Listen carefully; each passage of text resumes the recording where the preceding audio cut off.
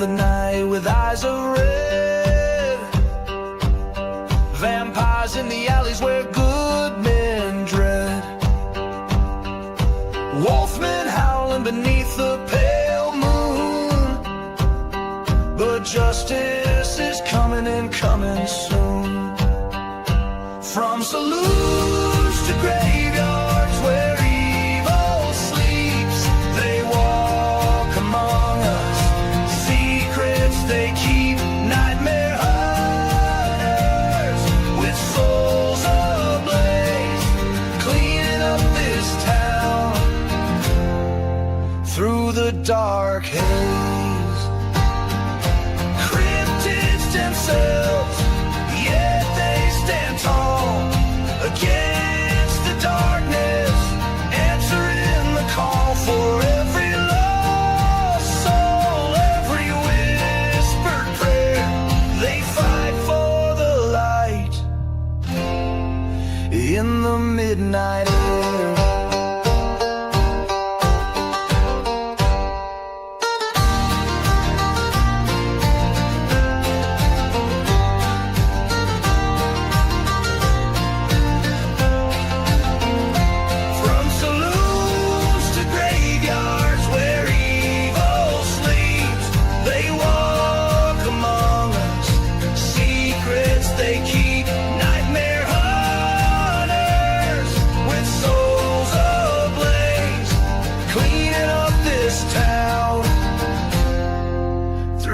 Dark haze. The night is young, the hunt begins. For against the darkness where hope never ends.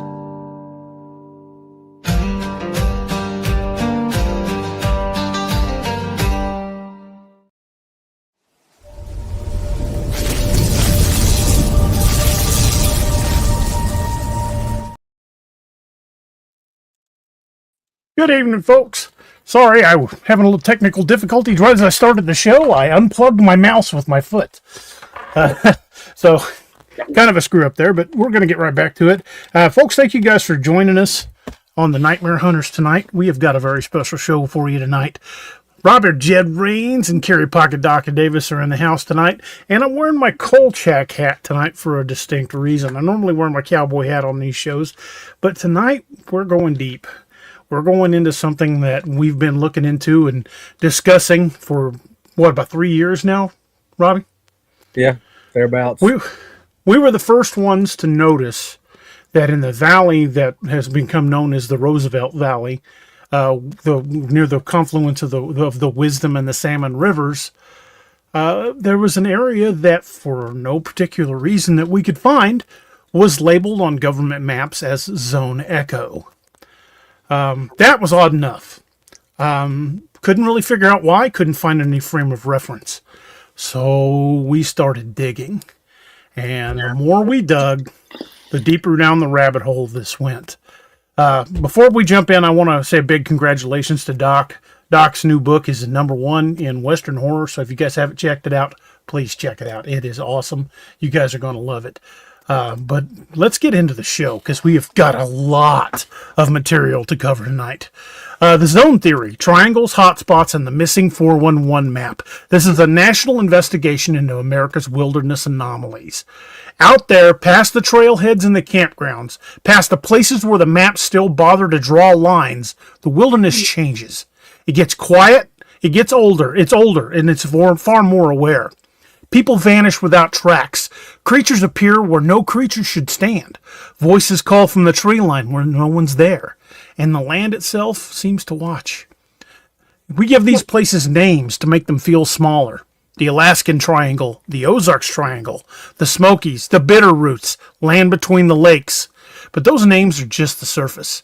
Because when you stack the maps, the triangles, the hotspots, and the disappearance clusters, and the government closures, something else starts to appear. A pattern. A system. A map the wilderness has been drawing for over a century. And tonight, we're going to follow that map. Before we begin, we want to make something absolutely clear for those of you who are listening at home.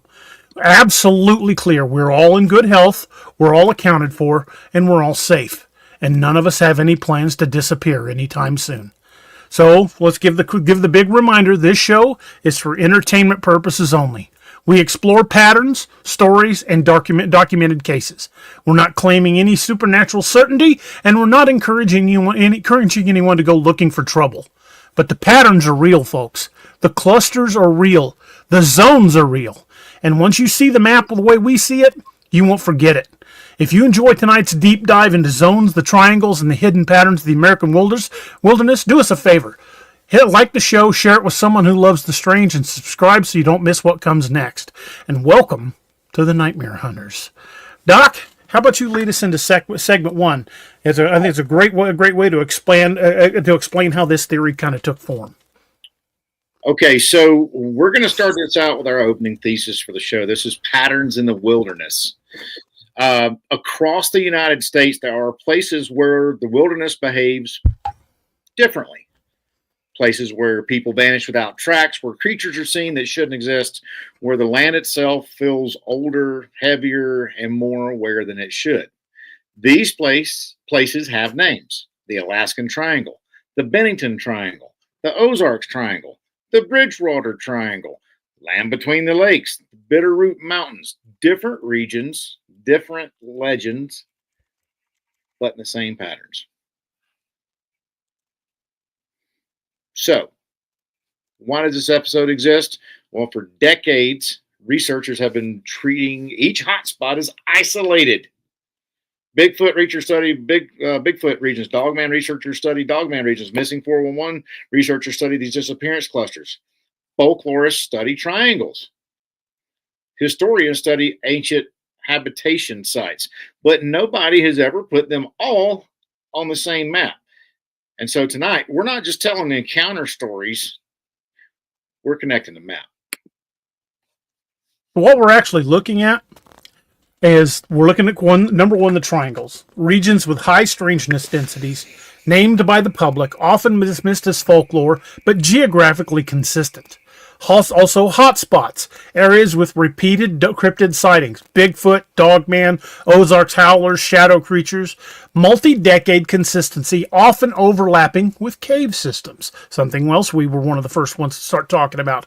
And then we start bringing in the missing 411 clusters, sudden vanishings, no tracks, no scent trails, no remains, no logical explanation, often in the same regions as those triangles and hotspots. These three patterns, triangles, hotspots, and missing 411 clusters, they're not separate mysteries. They're three layers on the same map.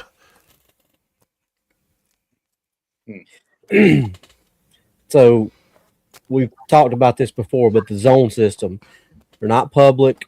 They're not acknowledged by anybody other than shows like us, but they're detectable through behavior. Trail reroutings, we've talked about that, how maps will mysteriously cut one trail off that was there before, and all of a sudden it's not there anymore. Drone bans, we've talked about that, having those geo fences over certain locations where you can't fly your drones, redacted SAR reports, mapping restrictions, federal presence in remote areas. We've all seen that before. When you overlay all these four layers, triangles, hotspots, missing 411 clusters, and the federal behavior, something emerges. It's a pattern, a structure, and a classification system. So that's what we're going to talk about tonight. Doc, you want to jump in there? Yeah. So the zone theory, the core idea of it is that the government doesn't use the word triangle. They don't use Bigfoot region. They don't use missing 411 cluster. They use zones. And what zones classify are the things that it classifies as behavior, risk level, species overlaps, disappearance patterns, environmental anomalies, interference patterns, and historical continuity. And so tonight we're going to walk through every major triangle, every major hotspot, every major disappearance area, and see how they fit into the zone system. So hopefully tonight what you guys will learn as we're talking, by the end of this episode, you guys should understand why the Alaskan Triangle is labeled a lethal zone, why the Ozarks Triangle is considered a multi-species zone, why the Bennington Triangle is the archetype of disappearances, and why LBL is a standalone aggression zone. The Bitterroot Mountains are the only truly confirmed zone as Zone Echo. But why do the government quietly restrict these certain areas, and why the cave systems matter? Why ancient habitation sites overlap with modern hotspots, and why the zone theory explains everything the others can't. These are natural, unscripted lines. Sorry. So what you're saying is these places aren't random, right? I don't think they're random at all. I mean, like you said, if you start matching these things up on maps and looking at it, like Doc said earlier, instead of looking at this for this and this for this and this for this, you start stacking them up and looking at the overlay, that throws random out the window. Yeah. Well, also we've kind of over the last few years been treating each of these hotspots like it was its own separate mystery, but in reality, it's really not. Yeah, and just like Robbie was saying, the whole thing, each spot, when you start adding the layers, all the layers are right on top of each other. They're all in the same area. Yeah, it's not just folklore anymore. It kind of becomes geography. And the government layer, that's the part that nobody talks about. No other channel is talking about that as far as we can tell. Yep. So if you guys are listening at home, picture a map of the United States in your mind. Think about all the places you've heard stories from. Now imagine drawing a circle around each one. By the end of tonight, those circles will form a pattern. And those patterns for the public are triangles. That's what we, the public, view them as. Missing 411 is the disappearance pattern. Hotspots are the cryptid pattern.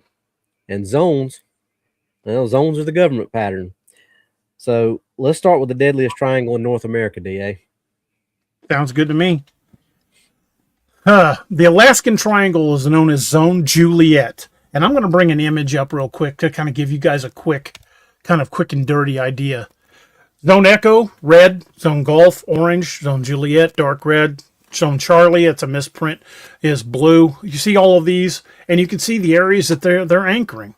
Salmon Ridge, Mark Twain National Forest, Chugach Range, Bridgewater Triangle, all of these are represented by a different color, and we're going to be covering those, starting with the Alaskan Triangle. If you want to understand the zone system, you've got to start with the deadliest region in North America, the Alaskan Triangle, a stretch of wilderness larger than most countries, and home to more disappearances than anywhere else in the United States.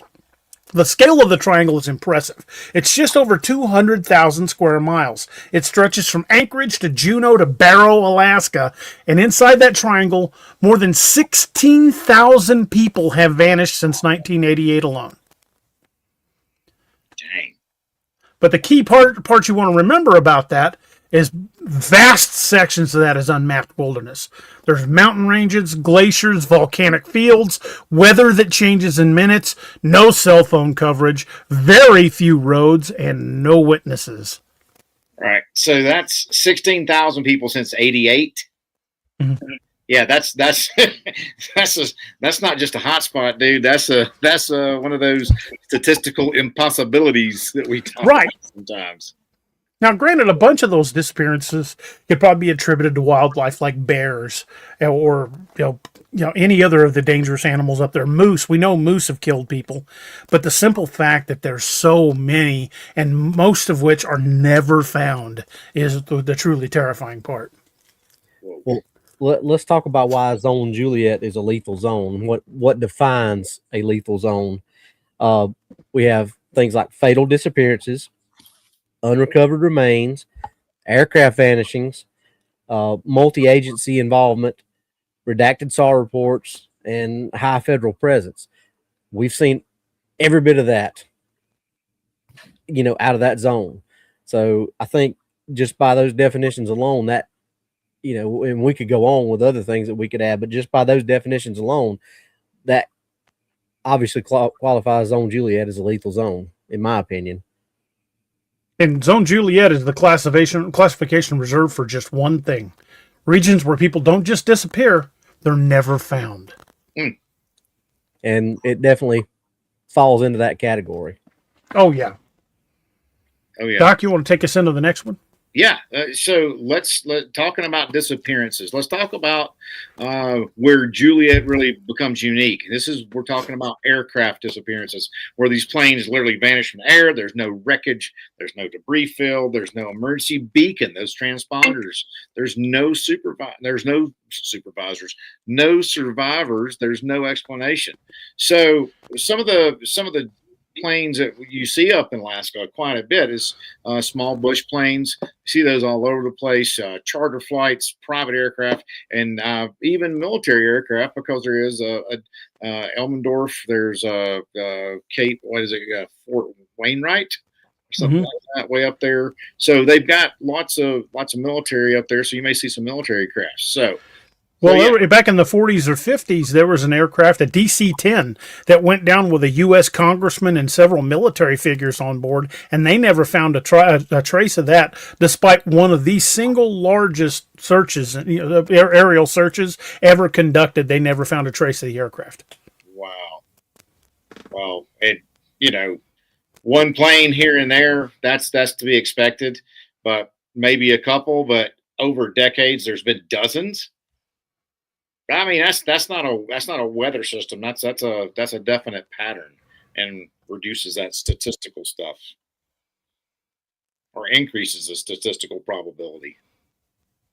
Yep.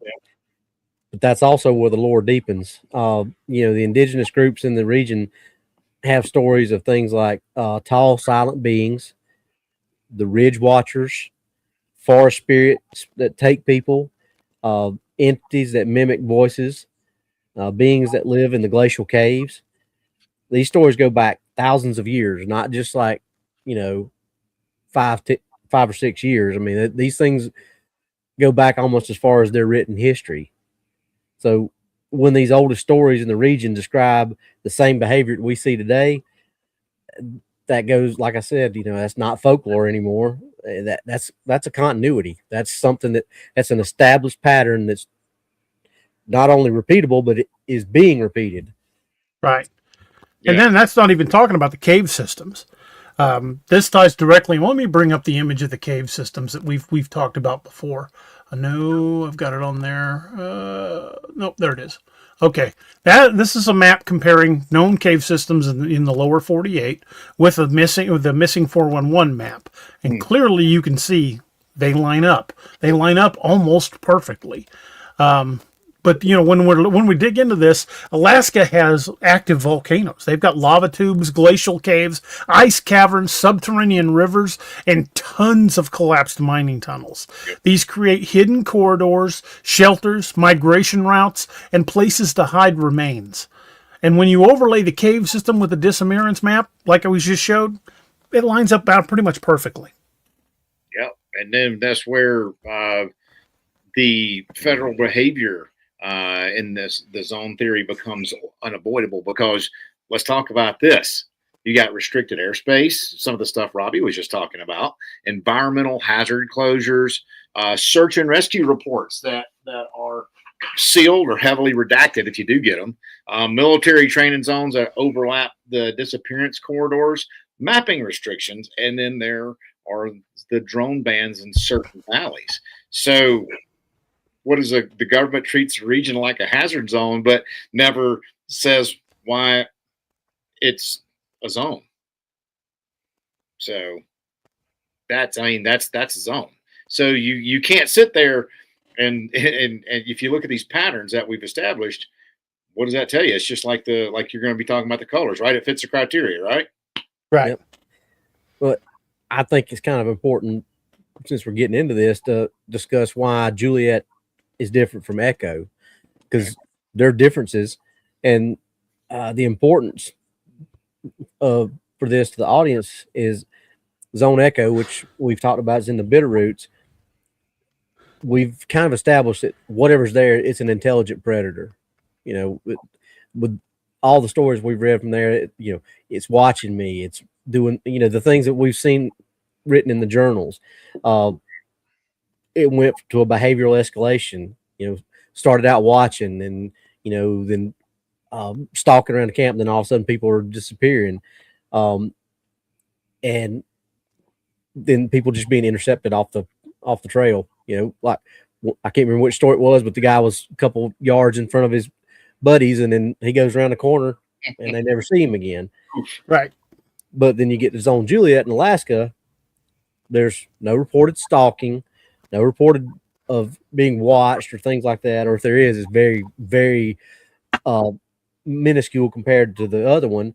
It's almost no escalation. It's 0 to 60 in 1.2 seconds. There's just disappearances, and it's finality. Like DA said earlier, you don't ever find these people. Like the wreckages of the planes are never found. The bodies that are never found of people who are gone missing. Mm-hmm. It's almost like Echo is a hunter's zone, and Juliet is more like a graveyard. Yeah, where things go to die. Right. So why is Juliet critical? Zone Juliet is one of only 2 zones where a critical activity level is reported. Why? It's got the highest fatality rate. No remains, no survivors, no explanations, no patterns of escape, and no behavioral intelligence. Just gone. Whatever's happening in the Alaskan Triangle, it doesn't play with its food. It just takes it. So the Alaskan Triangle is the deadliest zone in North America, but it's not the busiest. For that, we come right back here to my home in the Ozarks. Doc, you want to start us out on the Ozarks Triangle? Absolutely, man. So let's call it Zone Golf. And so if the Alaskan Triangle is the deadliest, then the Ozarks Triangle is going to be the most crowded. It's so dense because in the Ozarks, it's not just one species, it's not just one phenomenon, it's not just a pattern, it's literally everything in there. Yeah, and the Ozarks Triangle covers southern Missouri, northern Arkansas, and parts of eastern Oklahoma. So that's pretty big and spread out area. Probably not as big as the Alaskan area, but that's a pretty good size area. It's a region of deep hollows, limestone caves, dense forest, ridge lines that run like ribs across the land. And the key details for that is it's over 7,000 documented caves. That's the documented ones. There's plenty that's what I'm about to say. That's the ones that they know about, not the ones that they don't know about, which I'm sure there's probably as many, if not more, that they don't know about. Yeah. It's karst terrain, which is a lot of sinkholes, underground rivers, hidden chambers. Just like there's hidden caves, there's other things that might not be a complete cave system, but there's other places for things to hide. Low population density, massive wildlife biomass, rugged, inaccessible terrain, and all 3 of us can attest to that. Yeah.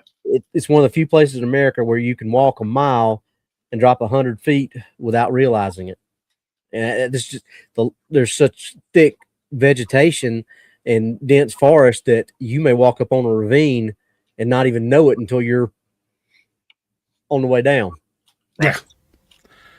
And the reason the Ozarks are unique is this. This is the heart of this segment here. Most regions have Bigfoot or dogman, visual anomalies or disappearances, one species or one pattern. But the Ozarks have all of them. This is the only region in the U.S. where multiple cryptid species overlap in the same ecological corridor. Species reported here are the Bigfoot, Dogman, Ozark Howler, upright canids, upright cat people, ridge watchers, shadow entities, unknown quadrupeds, and cave-dwelling humanoids. Most places have one apex predator. The Ozarks has a food chain that we don't even understand. Right, and some of the major nodes, the core hotspots, these anchor this canon. Is the one we y'all had. I wasn't on that show that night, but the Drury-Mincy Conservation Area, because it's got deep hollows and high Bigfoot activity, bipedal cat creature sightings, just like DA was just saying, vocalizations, tree structures, and multi-species tracks. Not to mention unexplained campground closures. There you go. Yes, which, ironically enough, brings us into Joe Bald and Combs Ferry. So Dogman sightings, ridge watchers. So that's been a common theme we've seen throughout the show, and the vehicle pacing and very aggressive displays. And like I just said with a spoiler, Combs Ferry, those all have the same thing DA just said, which is what? Closed campgrounds. So in Combs Ferry, wow,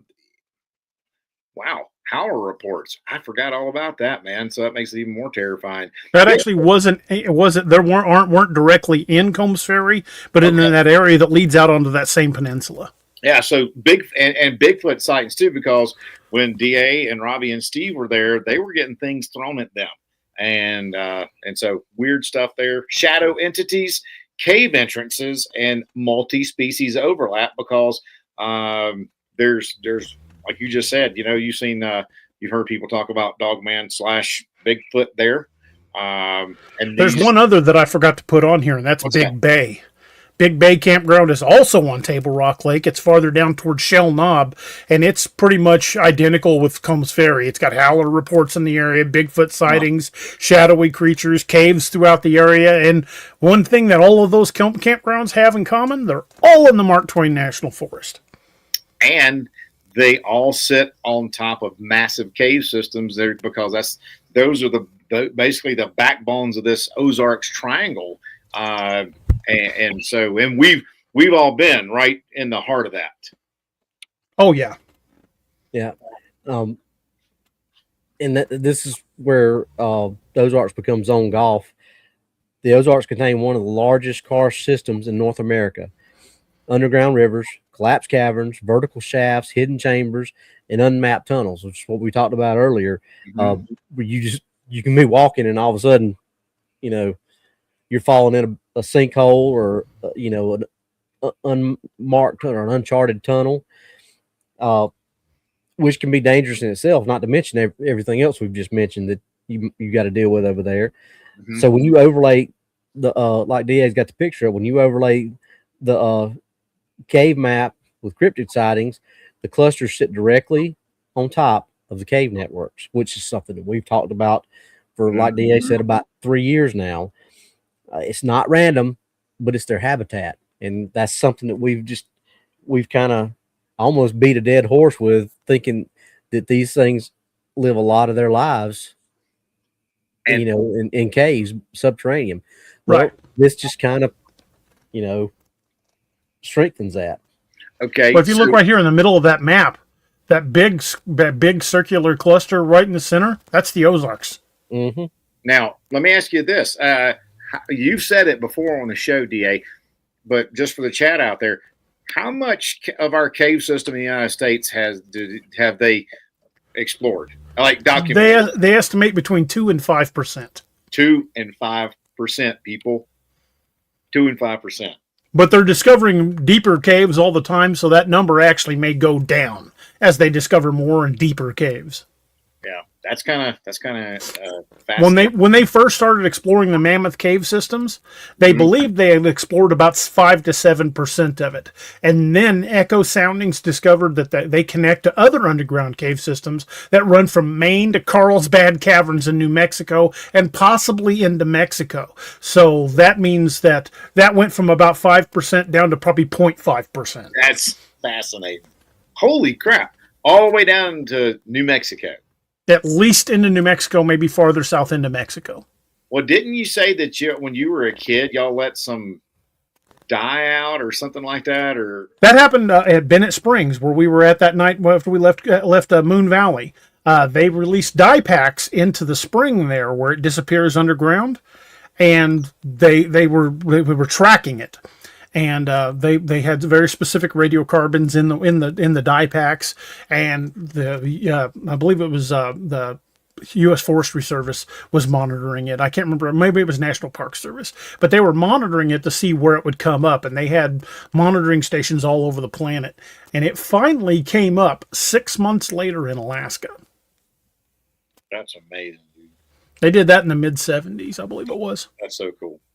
Well, the cave system, is one thing, and then there's all this overlap in there. So Zone golf is defined by that overlap. And some of the behaviors you'll see is Bigfoot trackways crossing dogman trackways. So they're talking about multi-species behavior here. Higher vocalizations in Bigfoot territory, shadow entities near dogman sightings, excuse me, and pattern or predation patterns that are inconsistent with known wildlife. Just like that'd be the Missouri tree trout and deer parks and trees. Exactly. Mm-hmm. Just like out in here in Meeker, Colorado, same type of thing, unknown canine species. So, and there's multiple species using the same ridge lines along the same, what we would say if you're a hunter, it's a game path, right? A game trail. Right. Yep. So in most of these regions, these cryptids seem to avoid each other, right? But in the Ozarks, they actually coexist. Which is weird. It is weird. Robbie, you want to take that one?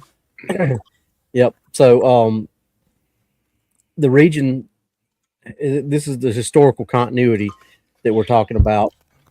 And the region has centuries of reports. You've heard us pull up stories from, back from I think that we started in the 50s when we was talking about Drury Mincy. So you've heard us pull up these stories, indigenous stories of watchers in the hills, frontier journals describing upright wolves, 1800s newspaper reporting of wild man. That was the big thing back then, before the term Bigfoot got coined. The early 1900s accounts across the Ozarks of the howler, modern sightings of dogman and Bigfoot. So when a region has the same reports for 300 years, that kind of floats out of the realm of folklore and gets into, here's that word again, continuity. Yep. Because it's there we go again, a repeatable pattern, and it is being repeated. It's not something that's just, you heard about from stories a couple hundred years ago. The same type of stuff still happening today. And that's why the Ozarks are zone golf. Zone golf is a multi-species anomaly zone. And the criteria for that are multiple species, overlapping territories, shared corridors, shared cave systems, shared ridge lines, shared hunting grounds, and shared migration routes. The Ozarks are the only region in the U.S. where zone golf classification fits perfectly. It's not one creature, it's an entire ecosystem. That's interesting. That's interesting. So let's talk about the activity level. So it's got zone golf is a high activity zone because, and we've talked about this on the show many, many times, it's one of the highest frequency sighting areas in the United States. So frequent sightings, multiple species encounters, and DA's experienced that. Aggressive displays, vocalizations, the trackways, and then the shadow watchers, the anomalies they've been finding, in caves. And there's also, and this breaks back to what Robbie was saying about the oral history, is the historical consistency of it all, because not only oral history, but documented history back in 1800s, even 1700s, they've been talking about seeing all this stuff here. So if Zone Echo is the most intelligent and Zone Juliet is the most lethal, then it would stand to reason, because of all this stuff with the multi-species, that Zone Golf is the most populated. Wouldn't you say? Oh, yeah. Agree. Yeah. So the Ozarks Triangle is, for lack of a better term, I would say it's a crossroads. Mm-hmm. It's a convergence. And we've talked about this before, multiple species in the same area. It's a place where the wilderness is crowded with things that we don't understand, because we've said it once, we've said it a million times. These are not things that we completely and totally understand. But not every triangle is crowded, and some are pretty quiet. They watch from the tree lines. There's not a whole lot of dangerous behavior. There is some, but not a whole lot. But what we're going to talk about next is the Bridgewater Triangle. And the Bridgewater Triangle is designated as Zone Charlie. Not every triangle is violent. Not every hotspot is predatory. Some places don't chase you, they just watch. And nowhere is that more true than with the Bridgewater Triangle. The Bridgewater Triangle sits in north and southeastern Massachusetts. It's a 200 square mile region of swamps, forests, wetlands, and colonial era towns. The key features are Hockomock Swamp, where a lot of people have had strange encounter stories, Freetown and Fall River State Forest, Taunton River Basin, dense wetlands, and fog-heavy lowlands. It's one of the oldest documented paranormal regions in the United States. Well, that's cool.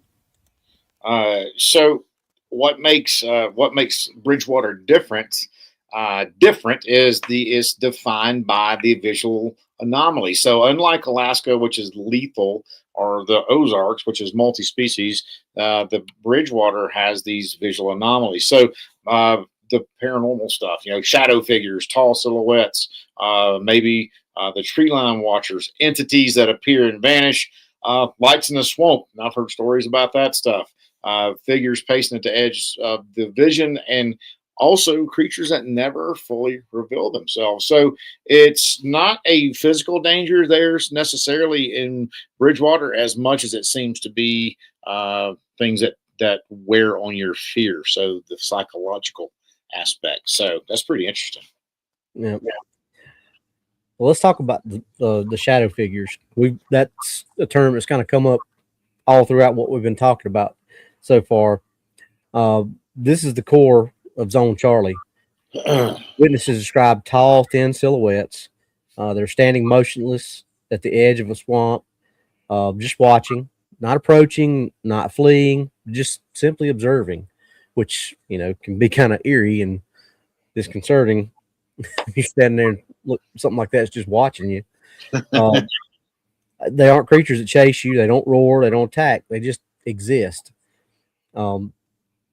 But that might be worse. Like I was saying, I mean, that can be a little unnerving, having something just like that, just judging you, standing there watching you, and you don't know what's going on.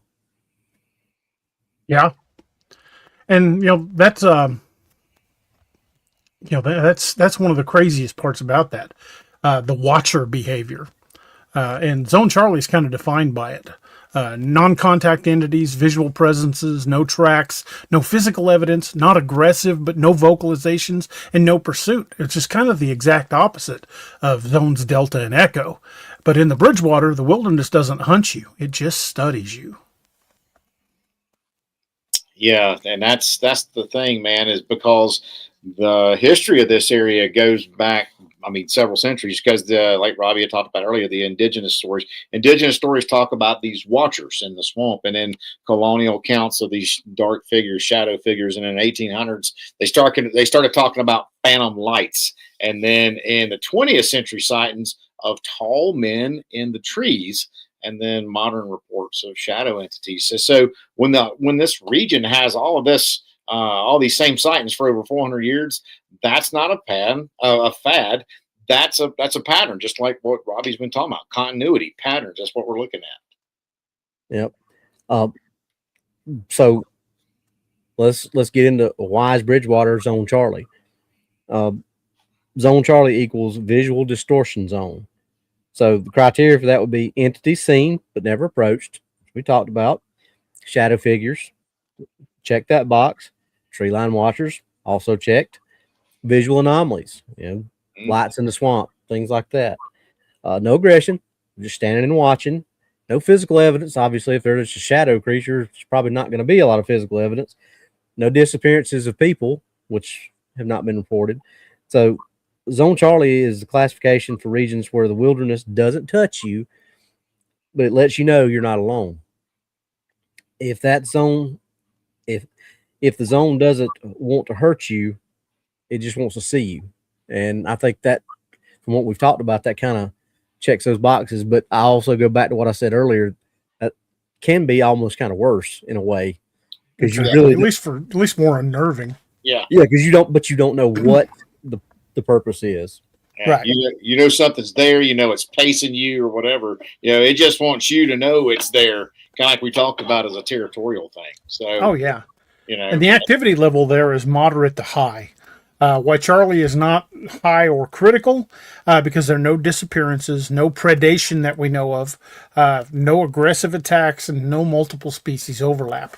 But there is a high frequency of sightings over multiple decades with large numbers of witnesses and strong visual presence. Zone Charlie isn't dangerous, it's just really, really unsettling. so the Bridgewater Triangle, it seems to be more like it's a very shadowy place where the wilderness just watches from the tree line and waits around. But not every zone is, unfortunately, is content to watch. Some zones push back, and when they push back hard. So that brings us into the next segment, which is the Texas Dogman Triangle. And this is one of my favorites. And the Texas Dogman Triangle is listed as Zone Delta. Some places watch you, some places warn you, and some places chase you. The Texas Dogman Triangle is one of the most aggressive cryptid corridors in the United States, and it's in the heart of Zone Delta. You want me to go on there? Or you want to take this? I can take it. So defining the Texas Dogman Triangle. The Texas Dogman Triangle stretches across central and east Texas, as you can see on the map there. It's a corridor of farmland, pine forest, river bottoms, and rural highways. Dense pine thickets, river systems, rural roads with low visibility, high livestock density, and large stretches of unmonitored land. It's the perfect environment for a territorial predator. And unlike the visual aspect, psychological aspect of Bridgewater or the multi-species anomaly area in the Ozarks, this triangle, the Texas Triangle, the Dogman Triangle, there is defined by one thing and one thing only, and that's aggression. So vehicle pacing, roadside charges, farm predation, rich in livestock. So they have a lot of livestock kills, territorial displays. And then in some cases, which is pretty scary, is direct pursuit. So they're not watching you here. They're not just you're not just disappearing. They're going to be in your face. So this is going to be out and out confrontation zone. Yep. And so speaking of the in your face and the confrontational zone, let's get into the Dogman behavior profile. Witnesses in this area consistently, just here we go again with the consistently describe upright canids, about 6 to 8 feet tall, long limbs, forward-facing eyes, canine-like muzzle, digitigrade legs, massive chest, territorial aggression. Behaviorally, they charge vehicles, like Doc just said, paces alongside cars at 30 to 40 miles per hour, stalks livestock, which we talked about earlier. They approach homes. You hear growls, snarls, and displays of dominance, and they don't flee when they're confronted. So this is the only cryptid in the U.S. that consistently approaches humans. You look at that, Bigfoot's, some approach, some just kind of out. Same thing with a howler. You've heard some of them approach, some of them off in the distance, but consistently over the,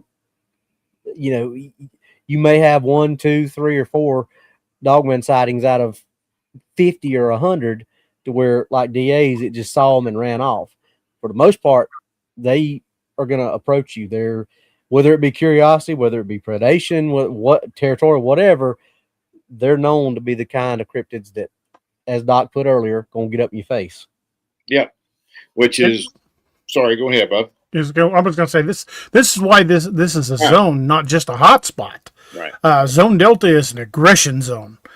Repeated aggressive encounters, multi-decade consistency, same morphology, same behavior, same territory, same pursuit patterns. Zone Delta is the classification for regions where the wilderness doesn't just watch, it pushes back. Well, that's important too, because it's not just a one single location in this Texas Dogman Triangle. It's a corridor. It's a movement corridor, and so it connects the pine forest out in the eastern Texas, what we call the Big Thicket, central Texas farmland. It connects river bottoms rural highways, abandoned oil roads, and old logging roads, old logging trails up there. Because once they clear cut this area out, they have the roads there. So these are conduits, man. So the predator uses this land the same way wolves use any kind of mountain pass. It's a path, and it doesn't just stop in Texas, which is it really crazy how big their territory is. Yeah. And that just leads us into the northern extension. It's where the zone theory expands. The Texas Dogman Corridor connects northward into Oklahoma, Arkansas, Missouri, and the Ozarks Triangle of Zone Golf. So imagine that. Yeah. This creates a Southern Aggression Corridor Delta, or Southern Aggression Corridor, which is Delta, and a Northern Multi-Species Corridor, which is Golf. So Zone Delta and Zone Golf touch, and where they overlap, that's where the activity spikes. And I think that where they overlap is right there where we were at with Combs Ferry, Joe Bald, Drury Mincy. Right. Going into what used to be the territories, in that area on the border. The Boston Mountains of northern Arkansas, where we get a lot of aggressive encounter stories. Dang, dude. That's crazy. So this is why Delta isn't Gulf. And this is crucial for clarity. Zone Golf, which is the Ozarks corridor, is multi-species, Bigfoot, Dogman, Howler, cave systems, and overlapped. And Zone Delta in Texas, single species, Dogman dominant, highly aggressive, territorial behavior. Zone Delta is not a multi-species ecosystem. It's a single apex predator holding territory. And where it overlaps with the Ozarks Triangle, that's where things start getting dicey. Mm-hmm. And so the activity level, this activity level is high. It's a critical level. So why is Zone Delta nearly critical? Well, it's the high aggression you just spoke of, the high frequency of the encounters, high consistency, a high proximity to humans, because this is a very populous area, along with, due to the livestock, there's a high predation level of high predation on the livestock, along with pursuit behaviors. But there's no mass disappearances, there's no aircraft vanishings, there's no echo level intelligence. So it seems like Zone Deltas in the continental United States is the most aggressive zone singularly. So that brings, the Texas Dogman Triangle is a predator's corridor. We've kind of established that. A place where wilderness doesn't hide, it charges. But aggression isn't the only danger, and some places don't chase you. They don't roar. They don't attack. They just take you. No warning, no threat level behavior. So next, we're going to talk about the missing 411 and the disappearance zones. When people talk about the missing 411, they talk about the mystery, the strangeness, the cases that don't make sense. But tonight we're not looking at individual stories. We're looking at a pattern. And this map I've just brought up is clearly delineating that pattern. What the missing 411 isn't. Missing 411 isn't about every missing person. It's not about crime. It's not about hikers who got lost. It's not about people who wanted to disappear. It's about cases that share a specific repeating characteristics. Those characteristics show up in the same places over and over again.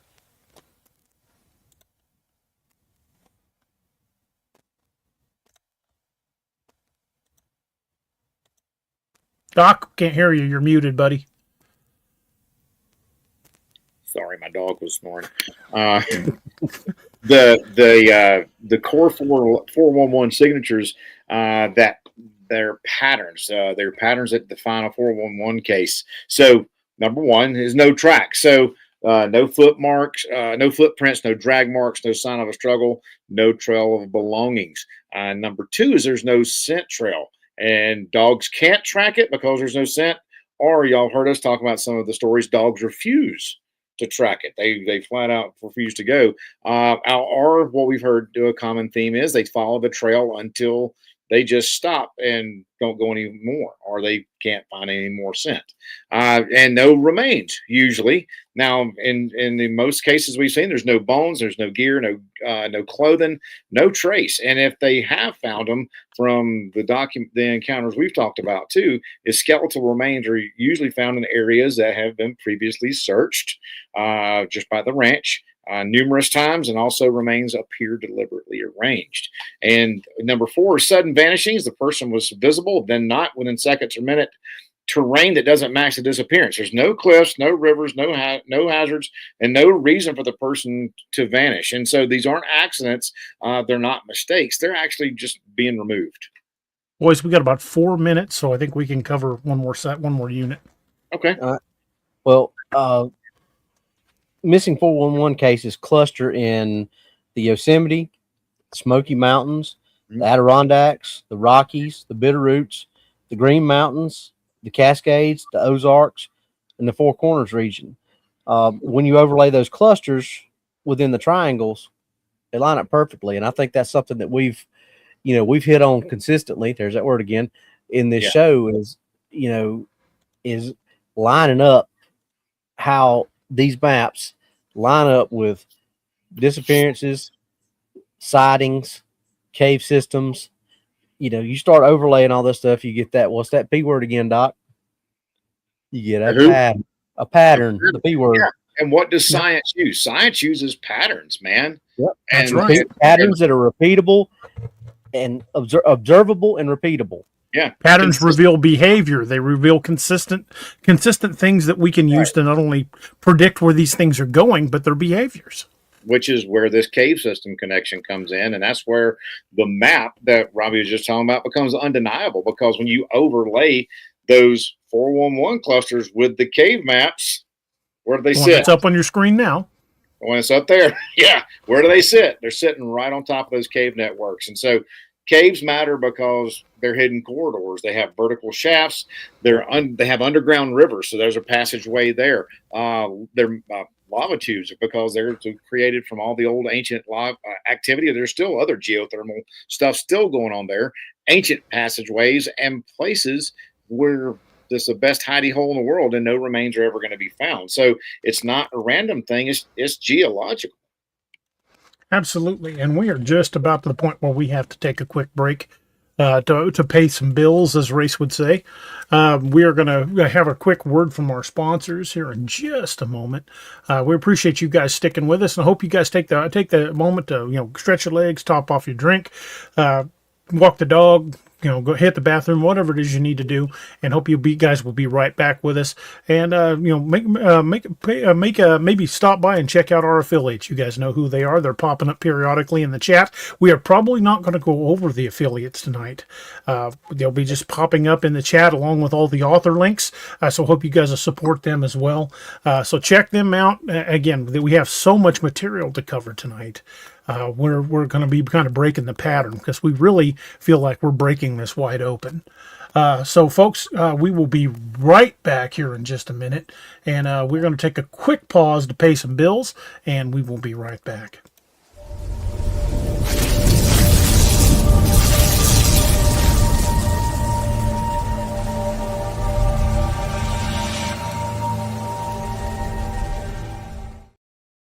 Hey everybody, this is Kerry Pocket Doc Davis from Dark Angel Medical, and you are listening to DA Ex Machina with DARoberts. You may recognize me or some of my products from Dark Angel Medical in some of the Apex Predator, Lakeview Man, and Wild Hunt books, and you can get those products at www.darkangelmedical.com, along with training classes on how to use those products and save a life. Shoot us an email at info@darkangelmedical.com and be the difference. In a world where monsters still walk the earth, one author dares to face them. From the brutal cryptid horror of the Apex Predator series to the Ozark legends that stalk the night in Lakeview Man. From the elite warriors of codename Wild Hunt to the relentless investigations of the Nightmare Hunter and the frontier terror of Dark frontiers. When the dead rise, the Ragnarok Rising Saga unleashes pure zombie apocalypse fury. And across the stars, war rages in the Lost Legion and man's marauders. And in the realm of myth and steel, the world of Vanguard calls to those born for legend. Cryptids, zombies, sci-fi warfare, epic fantasy. This is the universe of DARoberts.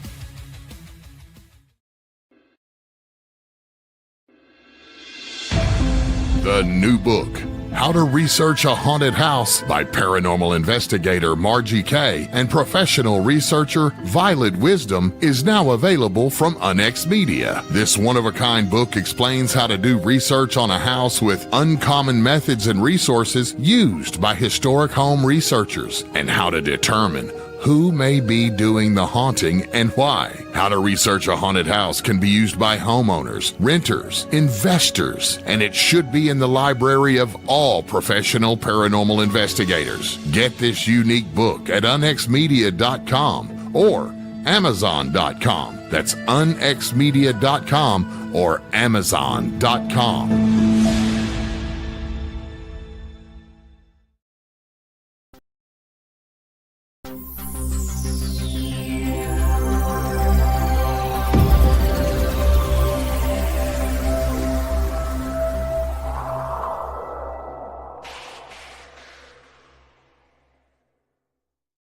And we are back. Thank you guys for sticking with us, and we are going to be jumping right back into this. When we started discussing that, we were discussing the cave system connections and why it's important. But the environmental pattern is just as important. The 411 cases often occur near boulder fields, granite outcroppings, dense forests, ridge systems, water sources, cave entrances, and old mining tunnels. These are the same environmental features that define the zones. Huh. So the government response pattern to this is where the zone theory becomes unavoidable. In a lot of the 411 cases, clusters, you see trail rerouting where there used to be a trail, now there's not, and it goes in another direction. Drone bans, restricted mapping, the search and rescue reports are sealed, environmental hazard closures. We just talked about this, right? Federal agencies taking over the searches, and helicopters with thermal imaging, and no public explanation, or they always say it's an active case. So when the government treats a region like a hazard zone, and they never explain why, then that's a zone. That's one of the zones we're talking about. Well, let's get into why it's Foxtrot. Why they've gone with designation Foxtrot. It's classified as a disappearance zone. Criteria for that are sudden vanishings, not things where, somebody, has been out there for a while and, just didn't come back. These are things like we talked about people walking around a corner and then, poof. Mm-hmm. So no tracks, no scent trails, no remains, no signs of a struggle, no logical explanation, multi-decade consistency. There's the word again. And same geographic corridors. So Zone Foxtrot is a classification for regions where people don't just get lost, they're removed. And the pattern's national when you start talking about that. So that's kind of a scary zone to think about. Yeah. Oh, yeah. And the big difference between Zone Foxtrot and Zone Echo, and pay attention because this will come up again in segment 10. Zone Echo is primarily the Bitterroot Mountains. Intelligent predator, stalking, watching, interception, and behavioral escalation. Zone Foxtrot, which is the 411 clusters, there's no stalking, there's no watching, there's no escalation, they just vanish. Where Zone Echo hunts, Zone Foxtrot just extracts. So the missing 411 isn't a list of strange cases. It's a map. And it's a map of places where the wilderness takes people and doesn't give them back. And nowhere that we have talked about is clearer than in Vermont, in the Bennington Triangle. Let me bring up the map of the Bennington Triangle. There it is. So if you want to understand disappearance zones, you got to start in Vermont. The Bennington Triangle isn't the biggest, it isn't the deadliest, but it's the clearest. It's the purest example of what we call a disappearance pattern. So defining the Bennington Triangle is the interesting portion. The Bennington Triangle sits in southwestern Vermont. It's centered around Glastonbury Mountain, an abandoned town that's been completely reclaimed by the forest. The key features of the area are dense old-growth forests, steep ridge lines, boulder fields, swamps and bogs, loads of unmarked trails, and a mountain with no remaining population. It's one of the few places in America where an entire town was just abandoned and never went back. And I'm not including like gold rush towns where they abandoned them because their load played out. These were abandoned and never really explained why. Well, I mean, and so let's talk about the core disappearances. There were 5 of them, and these are what's known as the backbone of that triangle. Number 1 is the Midi Rivers in 1945. It was an experienced hunter who vanished while walking ahead of his group. No tracks, no remains, no scent trail. So it's like poof, gone. Number 2 was Paula Weldon. We've talked about her. 1946, college student, last seen on a trail. They did a massive search and no evidence was ever found. And number 3 is James Tedford in 1949. He was a World War II veteran, vanished from inside a bus. His luggage was still on board, and witnesses had seen him just moments before. Number 4 was Paul Jepson in 1950. 8-year-old boy. Dogs tracked him to a road and then stopped, and there were no remains ever found. And then 5th and last was Frida Langer in 1950. So the only case where remains were actually found, and the body was discovered in an area that was previously searched, and there's no cause of death. So these 5 cases occurred in that there was 5 disappearances in 5-year period, and they form the spine of the Bennington Triangle, and every single one of them fits the zone foxtrot pattern of removal. So signatures in the Bennington. Bennington is a perfect match for the missing 411 profile of sudden vanishings, no tracks, no scent trails, almost no remains, because we did find 1 set of remains, but no struggles, no logical explanation, and multi-decades of consistency. Mm-hmm. It's like the forest just swallowed them whole, like we said, with the exception of that 1. Right. And the environmental pattern there becomes very, very prevalent. Bennington contains boulder fields, just like the missing 411, granite outcroppings, dense forests, swamps, cave entrances, old mining tunnels, and steep ridge lines. These are the same environmental features you find in Yosemite, the Smokies, the Adirondacks, the Rockies, and the Bitterroots. Bennington isn't an outlier. It's a template. It is. And then the cave system connection again happens here, and that makes this map undeniable because Bennington sits on limestone caves, glacial cavities, abandoned mining tunnels, and a number of underground streams, which create a lot of hidden corridors and vertical shafts and places where nothing will ever be found. So when you overlay that cave map with a disappearance map, Bennington's, big flashing light. It goes off, man. It goes off. It's like a freaking lighthouse. It's a beacon. Yep. There's also the silent extraction behavior. Zone foxtrot defined as removal without confrontation. It's like we've talked about. No signs of struggle, no tracks, no, nothing like that. So patterns include no stalking, no watching, no aggression, no vocalization, no pursuit, no evidence. So whatever happens in zone foxtrot, it doesn't warn you that it's about to happen. It don't chase you. It doesn't roar. It just takes you. And I think we've talked. We've covered that on several of those cases that we've talked about in that area. Right. Yes. And why Bennington is the archetype. Bennington is the clearest example of zone foxtrot because the cases are all well documented, the disappearances are clean, the terrain matches the pattern, the timeline is tight, ranging from 1945 to 1950, the behavior is consistent, and the region has no predators capable of these removals. Bennington is the purest foxtrot zone in the country. It's the blueprint. Yeah, and the government response is very subtle in this, but it's also very glaring. It's very important to pay attention to this because there were trails that were quietly rerouted, there were mapping restrictions done, and there was limited search and rescue transparency, no official explanation, and there were no long-term investigations. And that town of Glastonbury was never resettled, and not once, not by anyone. So, the Bennington Triangle, I guess we can list as the heart of zone foxtrot.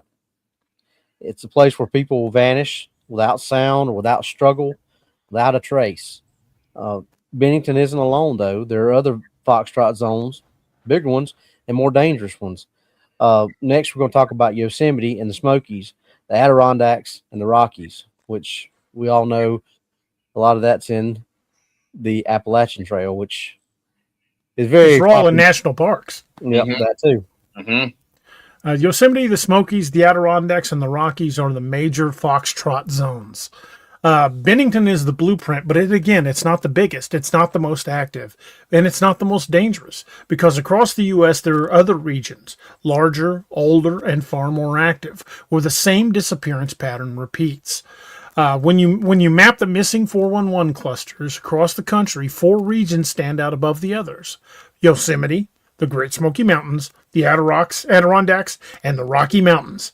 These aren't random wilderness areas. They are the largest, most consistent disappearance clusters in North America, and every one of them matches Zone Foxtrot's signature. Yeah.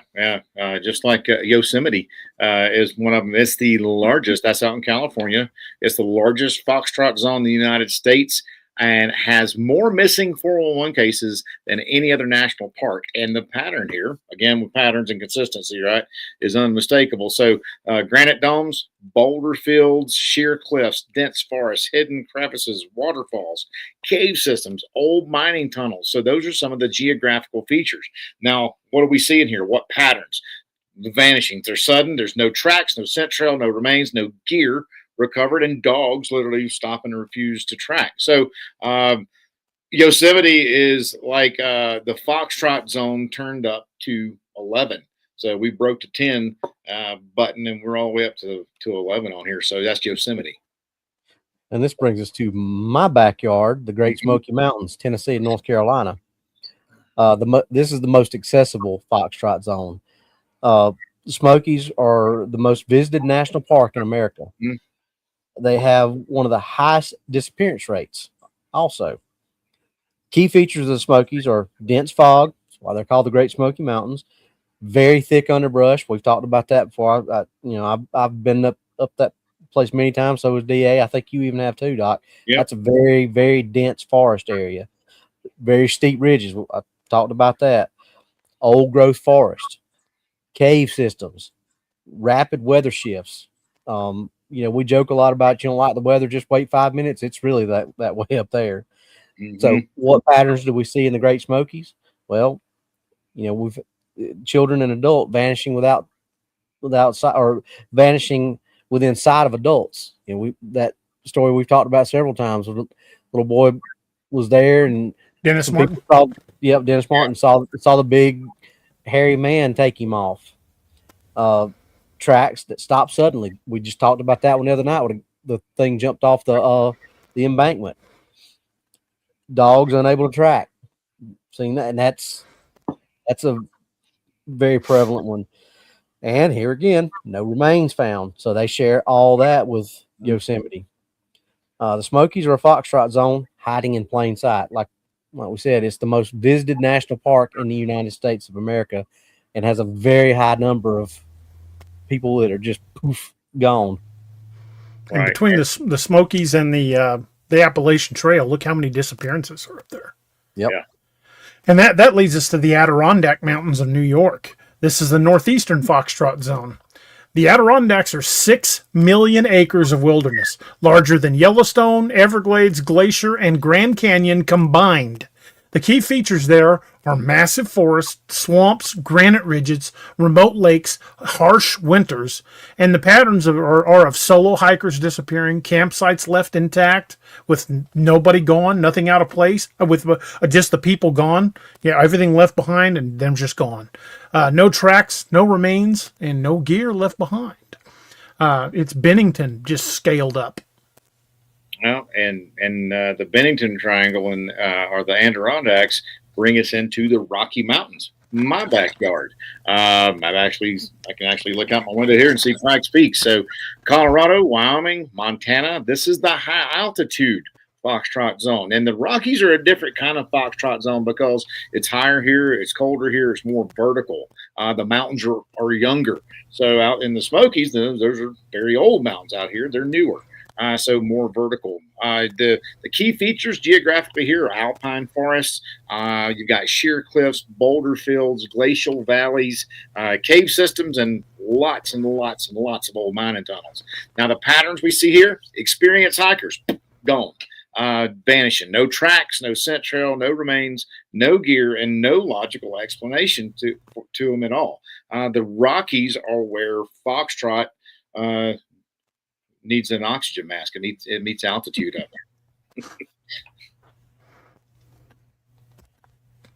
there. So the shared behavioral signatures from all these that we run into, all 4 regions share the same foxtrot traits of sudden vanishings, no tracks, no scent trails, no remains, no struggle, no predator signs, no gear recovered, dogs refusing to track, and multi-decades of consistency. You can't say these are accidents. Can't say they're mistakes. They're extractions. And then we get back to the cave system overlay. This isn't just where we're blowing smoke up your kilt, as Doc likes to say. But at this point, y'all should start feel the pattern clicking here. All 4 regions that we have just talked about set on massive cave systems. It's all karst terrain, lava tubes, glacial activity, and lots of abandoned mining tunnels. When you overlay the cave map with the disappearance map, the clusters sit directly on top of the cave networks. It's the same pattern we saw in Bennington, just bigger. And why these are foxtrot zones, not echoes, right? This is crucial for clarity in the segments that we're doing. So zone echo is up in the, let's say, the Bitterroots, right? The Bitterroot Mountains were Teddy Roosevelt. Intelligent predator, stalking, watching, interception, and behavioral escalation. Sounds like the Teddy Roosevelt story, yeah? The Bauman story, the Bauman account. So zone foxtrot, the 411 clusters up there, there's no stalking, no watching, no escalation, no pursuit, just gone, disappearance. So what we're going to look at, we're kind of look at it like this differentiate it. Echo hunts, but foxtrot just takes them away, just extracts. Gone. See ya. Crazy, man. So in closing, from what we've learned on these zones, Yosemite, the Smokies, the Adirondacks, and the Rockies, they aren't isolated mysteries. You know, they're not. They're major foxtrot zones, largest disappearance corridors in North America. And when disappearances reach this scale, the government notices. So next, we're going to start talking about the federal response. Mm-hmm. So the government's role in all this is kind of interesting. When disappearances reach a certain scale, when the patterns repeat, when the land itself becomes unpredictable, the government steps in every time. And the way they step in tells us everything. What the government doesn't do, the government never says, this is a dangerous region, this is a hotspot, this is a pattern, this is a zone. They don't warn the public, they don't acknowledge the clusters, they don't publish risk maps, and they certainly don't release the full SAR reports. They don't explain anything, but they act like they know what's going on. Yeah, and one of the clearest things, one of the clearest behavioral indicators we've seen is the trail rerouting. And so the patterns we've seen of that is these trails quietly moved away from certain valleys. There was a trail, but now there's a new trail, and the other one's not there. Old trails closed off, forbidden without to close without explanation. There's a lot of that out here in Colorado. New trails routed around cave systems, so they're not even coming in contact with them. Seasonal closures that become permanent. I've even seen it out here for reforestation and things like that. I'm like, dude, there's plenty of trees out here. So they close those trails off for whatever reason they feel necessary, they deem necessary. And the maps are updated without any kind of public announcement, because one day it may show this, and then all of a sudden it's uploaded with a new map. And next time you plug your GPS in, or you plug into a satellite, there it is, and it's completely different. So when a trail is rerouted away from a disappearance cluster, that's not a coincidence. That's risk management right there. That's mitigation. That's what that is. Sorry, if I start jerking around, all of a sudden Harley's trying to crawl behind my chair. I don't know why. When 100 pounds of dog tries to squeeze in about 6 inches of space between my chair and the wall, he's going to dump me on the floor if he ain't careful. But what Doc was just talking about brings us into another really major red flag. You've talked about this, really. Yep, I was about to say this is something we've talked about many times, and like I said, it's a major red flag. In many of the Foxtrot and Echo zones, drones are banned. Airspace is restricted. You have wildlife protection is a lot of the cited reasoning for it, which I don't know how a drone, causes any harm to a deer or an elk or something like that. But enforcement is usually strict. We've talked about that. Drones getting shot down if they're in an area they're not supposed to be in. Well, and if you cross those electronic fences, you can go to jail. Yeah. Yep. Drones are one of the few tools that the public has access to that can see what the government sees, and they don't like that. In these zones, drones are usually the first thing to go. Yep. Like we said, you fly in the wrong spot, you out a couple grand for however much your drone costs you. It's a modern version of don't look behind the curtain, the old Wizard of Oz thing. Pay no attention to that man behind the curtain. You can't see what's going on behind the curtain. Exactly. And that leads us to redacted search and rescue reports. Search and rescue reports often contain entire pages that have been blacked out, missing timestamps, coordinates that have been removed, missing witness statements, missing ranger notes, and missing environmental data. When a hiker goes missing, you expect transparency, but in the zone, all you get's redaction. Yeah, and the big catch-all phrase that they seem to use is environmental hazard. So used for, and I just talked about this, man, trail closures for like reforestation. That was one of the big things I've seen out here. Area restrictions for whatever reason, mapping limitations, seasonal shutdowns, off limits valleys. But the term is this always vague. It never specifies. Is it closed for a wildfire? Is it closed for weather? Is it closed for terrain or flooding or fire risk? It's just, their way of saying, environmental hazards. It's something's happening here. We don't want you to know, and we're not going to tell you what it is, even if you do ask. So, you could have slides and things like that, but those are up there for specific reasons. What we're talking about is a generalized, hey, this area is shut because of an environmental hazard. So in most cases, if it's something specific, they will definitely put it on there. It's interesting though. And leading into that, usually when you see stuff like Doc was just talking about, you're going to see multi-agency involvement.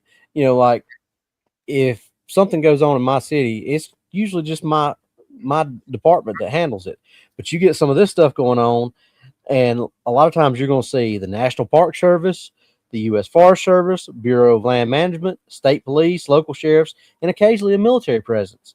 So a lot of times you'll see everybody I just listed in the area for one thing. So when multiple agencies show up for a single missing hiker, it's not typically protocol. That's what we like to call containment. Yeah, we've talked about that too. Right, exactly. And then you start looking at mapping restrictions. When we were talking about Zone Echo the first time, there was a guy who was mapping fire routes for blocking forest fires, and they told him stay the hell out of there. You can't go in here and map. He lost all his permits, and they kicked him out of the area. So this is subtle, but very important. In certain zones, high resolution maps are completely unavailable. Like what we discovered when we were looking at the Google Maps of the Bitterroots. Satellite imagery that's publicly available is often blurred, just like it is in the Bitterroots.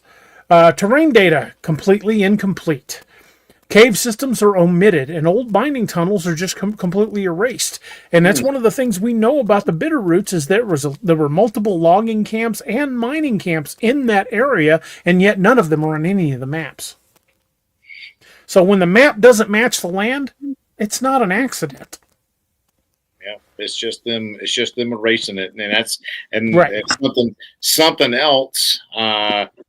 That's always big is not only do they say it's not here, we're not going to tell you why it's not here anymore. And that's what we really want to talk about is they don't explain the zones for one reason. They can't. Well, because why can't they? Well, because there's no scientific framework out there that's been established. There's no public safety explanation. There's no way to warn people.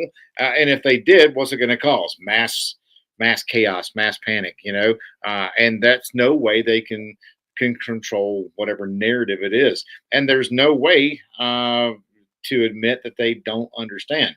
So basically, if they can't control it, the big thing is with this is if they can't control it, they're just going to put a lid on it so nobody else knows about it either. So they just throw it into a top secret folder and classify it. That way, nobody gets it. And if you did, it's going to be all black lines. So, the government doesn't acknowledge the zones, but they behave as if the zones are real, which is telling in itself. They don't acknowledge them, but they definitely acknowledge that they are real by the way they act. Their behavior is the clearest evidence that we have. But to understand the zones themselves, we need to understand the difference between the two most important ones. Next, we're going to look at Foxtrot versus Echo. And folks, remember earlier when I said pay attention because it would come up again? It's fixing to. This is how Foxtrot differs from Echo. Up to this point, we've talked about disappearances, we've talked about clusters, and we've talked about the Foxtrot zones. The places where people vanish without a sound, without struggle, and without a trace. But there's one zone that doesn't behave like a foxtrot. One zone that doesn't extract. One zone that doesn't remove. One zone that hunts. So the two most important zones for us to understand is Zone Foxtrot and Zone Echo. They're the backbone of the entire zone theory. They're the two most widespread, most consistent, and most dangerous classifications, but they're not the same. Foxtrot is disappearances, Echo is predatory intelligence, and the difference between them is the difference between being taken and being hunted. Which brings us to the disappearance zone. So Zone Foxtrot, the behavior here is sudden vanishings. There's no tracks, no scent trail, no remains, no struggle, no vocalizations, no pursuit, no stalking, no escalation, no warning. That's the big thing is there's no warning because it's silent, it's clean, it's just removal. It's extracting them. And those are what we just talked about in Yosemite, the Smokies, the Adirondacks, the Rockies, the Bennington Triangle, and multiple other dozens of other smaller clusters. So it's like the wilderness. Foxtrot's like the wilderness is swallowing people completely and gone. So the counterpoint of that, Zone Echo is classified as the behavioral escalation zone. Echo behavior is classified as stalking, watching, pacing, shadowing, interception, vocalization, tree breaks, rock throws, territorial displays, behavioral escalation. And when we apply that, I really think Combs Ferry qualifies as a Zone Echo. Yeah, I agree. I would concur. Yeah, for sure. Yeah, and simple way to put that is Echo doesn't extract, Echo engages, and we've been engaged multiple times in those areas. Yep. So I think that in itself classifies it. And Echo consists of the Bitterroot Mountains, Salmon Wisdom River Ridge, Bowman Valley, High Basin Forests, and as we've seen, the area of the Ozarks that we've personally been in. So Echo is the only zone where the wilderness behaves like a thinking predator, which is very scary. But the key difference here is intent. And this is the heart of the segment. Where foxtrot equals removal with no warning, no stalking, no sounds, no struggle, and no remains or no evidence, Echo is all about engagement. It watches, it tests, it approaches and retreats, circles, and then escalates. Foxtrot takes, Echo decides. And the environmental differences you see in the two zones, there's some similarities, some not. But the big one of a foxtrot is the boulder fields, granite ridges, the cave systems, the dense forest, the high tourism, and high accessibility. In the echo zone, this is where you have all the abandoned mining tunnels, steep ridge lines, and deep valleys, remote basins, the low human presence, and with all those old mining trails, logging trails, things like that. It's rugged. It's very rugged terrain. The foxtrot happens is where people go, and echo happens where people shouldn't go. Just like the places we've been up there in the Ozarks. Right, and maybe even LBL might qualify as a zone echo. Yep. You could, yeah, absolutely. And the behavioral differences, which I think this is important too. In foxtrot, there's no escalation, no intimidation, no pursuit, no vocalizations, and no visible presence. It's just like 1 minute you're by yourself, next minute you're not. In echo, there's escalation, intimidation, pursuit, vocalization, and a visible presence. It's almost like you have a chance to get away in echo and you don't in foxtrot. Right. So where foxtrot is absence, echo is presence. And the government response on those areas really kind of defines the difference in the two. In Foxtrot, you find search and rescue teams, redacted reports, trails being rerouted, drones banned, and as Doc said, environmental hazard closures. But in Echo, there's a federal presence, which we've seen with the 24-hour service van, restricted access, mapping limitations, quiet monitoring, but zero public acknowledgement. Foxtrot gets search teams. Echo gets silence. Mm-hmm. And the only why Echo is the only confirmed zone, and this is critical, it's the only confirmed zone because behavior is consistent, the sightings are consistent, the geography is consistent, the disappearance is consistent, the government response is also consistent, and the Bauman account matches modern reports. So that's over 130 plus years of identical behavior, those patterns, those consistencies. And so Echo is the only zone where the pattern hasn't changed in over a century, and that's why Echo is literally, because we talked about zone Echo several shows back, it's the anchor of the entire zone system. Yeah, so like we've said, foxtrot removes, echo hunts. Understanding the difference is the key to understanding the zones. It's like we talked about. There's backbones and heartbeats and all this kind of. It all works together, and we have to understand that. So now that we've defined the zones, it's time to reveal the system itself. Next, we're going to talk about. What's that? We're going to talk about zone classification systems. Okay. No, good. Yeah, the zone classification systems are pretty interesting. For the last couple hours, we've talked about triangles, we've talked about hotspots, we've talked about disappearance clusters, we've even talked about government behavior. But now we're going to talk about the system that ties all of this together, the zone classification system. And why this system exists, it's a way of categorizing these wilderness anomalies based on behavior, not species. So patterns, right? It doesn't care about what the creature looks like. It doesn't care. They don't care what people call it or what folklore says or what the public believes. It cares about behavior, risk level, environmental patterns, disappearance patterns, the government response to it, and the historical continuity. So it's not about naming creatures, it's about making sure we understand the land. So the zones fall into 3 tiers.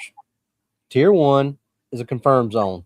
i.e., Zone Echo, which we've talked about. Tier 2, the probable zone: Golf, Juliet, Charlie, Delta, Foxtrot, Kilo, Lima, Mike, November.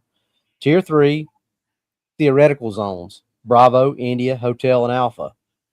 Each zone represents a different type of wilderness anomaly, and each one has its own behavioral signature. Mm-hmm. And there's the flow chart on the Yep. screen for y'all. Zone Echo, which is confirmed, is a behavioral escalation zone, and you can see that on here. Where is it at? Right there, very top. Zone Echo red. That's the Bitterroot Mountains activity level is critical. The signature includes stalking, watching, interception, escalation, and intelligence. Echo is the only zone that has documented disappearances dating back more than 130 years. A lot of those aren't even reported. There's so many disappearances in and around that valley, yet all of the stories are consistently depict the same identical behaviors. Mm-hmm. Mm-hmm. Mm-hmm. And then if you want to talk about Zone Golf, Which is here in the Ozarks. Which is here in the Ozarks. So that's the Ozarks Triangle, Mark Twain National Forest, Joe Bald, multi-species anomaly zone. So that's where you get that overlap from the Texas area, right? That triangle there, and the triangle here, the Ozarks Triangle. So that's where you get a lot of activity level because you have multi-species overlap.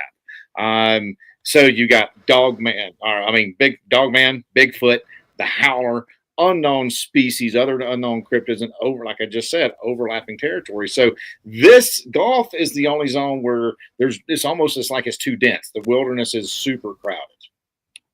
So yeah. So moving on to Zone Juliet, which is a probable zone. It's a lethal zone.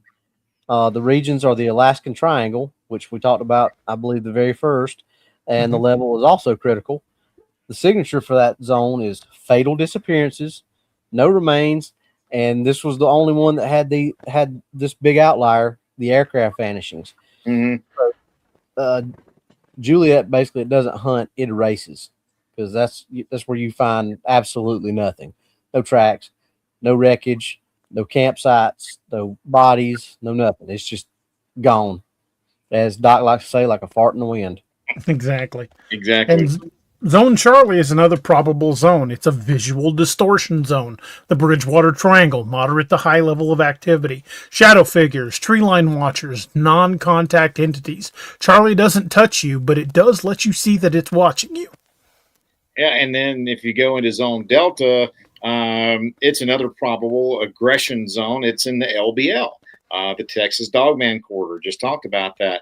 The activity level there is high, critical. And the signature behavior there is territorial displays, vehicle pacing, livestock predation, and direct pursuit. So Delta is the only zone where the wilderness comes at you and charges. And that moves us into Zone Foxtrot, another probable zone. And Foxtrot, as we just talked about earlier, is the disappearance zone. The regions include Yosemite, Smokies, the Adirondacks, the Rockies, and the Bennington Triangle. Activity level is high. The signatures in that zone are sudden vanishings, no tracks, no scent trail, and no remains. So, like we said, Foxtrot is the extraction zone, so to speak. Then another probable is Zone Kilo, the Northwest Apex Zone. Washington, Oregon, Northern California. Activity level is very high. The signature is thus the single largest Bigfoot cluster in the U.S. Infrasound, Ridge Watchers. Kilo is the apex primate zone. And then that moves right into Zone Lima, which is a probable, and that's the upper Midwest Dogman Corridor, Wisconsin, Michigan, and Illinois. So you talk about people who, the Northern Michigan, North Michigan Dogman. The activity level there is very high. So what we're looking at is upright canids, roadside encounters, and vehicle pacing. And so Lima is Delta's northern cousin. And that brings us into Zone Mike, another probable, the Appalachian Ridgeback Zone, which is West Virginia, Kentucky, and Virginia. The activity level is high. The signature behaviors is a lot of Bigfoot. Heard reports of a thing called the sheep squatch. White things, or I'm assuming those are kind of like white walkers too. And then mimicry, which is hearing your buddy's voice in the woods or your voice in the woods, and he's standing right beside you. You're there. So Mike is where the Appalachians get weird, and I can verify that the Appalachians do get weird. Right. And Zone November, another probable zone. This is one of the areas that Jesus Payan has researched. The Four Corners Anomaly Zone. Utah, Colorado, Arizona, and New Mexico, where those 4 states meet. And that's moderate to high levels of activity. Shadow entities, tall humanoids, interference anomalies, thunderbirds, desert Bigfoot, and all manner of things that are seen on the Navajo Res, including, you guessed it, skinwalkers. Yep. November is ancient. It dates back since before our ancestors were on this continent. Yeah, and then that moves us into theoretical zones. Where in Zone Bravo, we have acoustic distortion in the forms of mimicry and infrasound.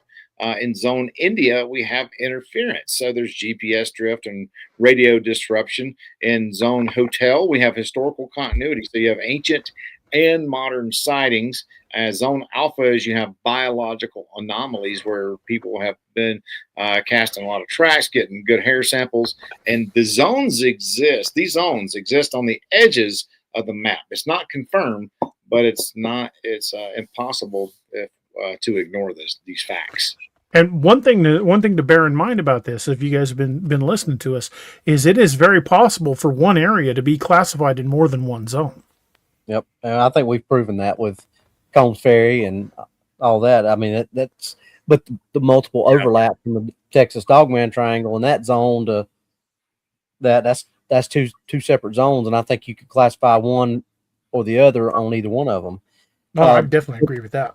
Yeah, but that in itself is the key, because the zone system is the key to this. It explains the triangles, it explains the hotspots, it explains the disappearance clusters, it explains the government response. And now that we understand the zones, it's time to look at one of the most dangerous of them all, Zone Delta, the LBL, where we'll be in a couple of months. Land Between the Lakes, Zone Delta. Some zones watch, some zones take, some zones confuse, but only one zone in the continental United States consistently shows aggression. The Land Between the Lakes, Zone Delta. Defining land between the lakes is difficult. It's not all that difficult. Land between the lakes used to be known as land between the rivers. Dating back to the 1600s, the natives in the area called it cursed land. But in 1963, the Tennessee Valley Authority dammed up the 2 rivers and created Kentucky Lake and Lake Barkley, reducing land between the rivers to what we now know as land between the lakes, which is a 170,000-acre national recreation area on the Kentucky-Tennessee border. It's a narrow strip of land between Kentucky Lake and Lake Barkley. Dense hardwood forest, long narrow peninsula. When something else we've noticed is a lot of activity seems to be concentrated on peninsulas.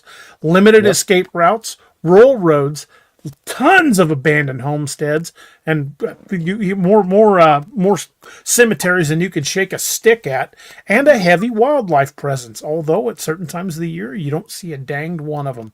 It's one of the most isolated regions east of the Mississippi.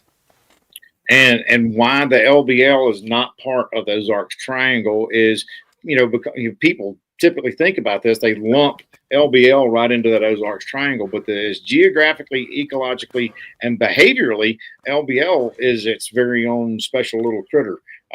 So the differences that we have there in the LBL versus the Ozarks Triangle is no multi-species overlap, no howlers reported, no cave-driven ecosystems, and no karst terrain. So that because the LBL it's flat, it's dense, it's wet, it's isolated, and it's linear.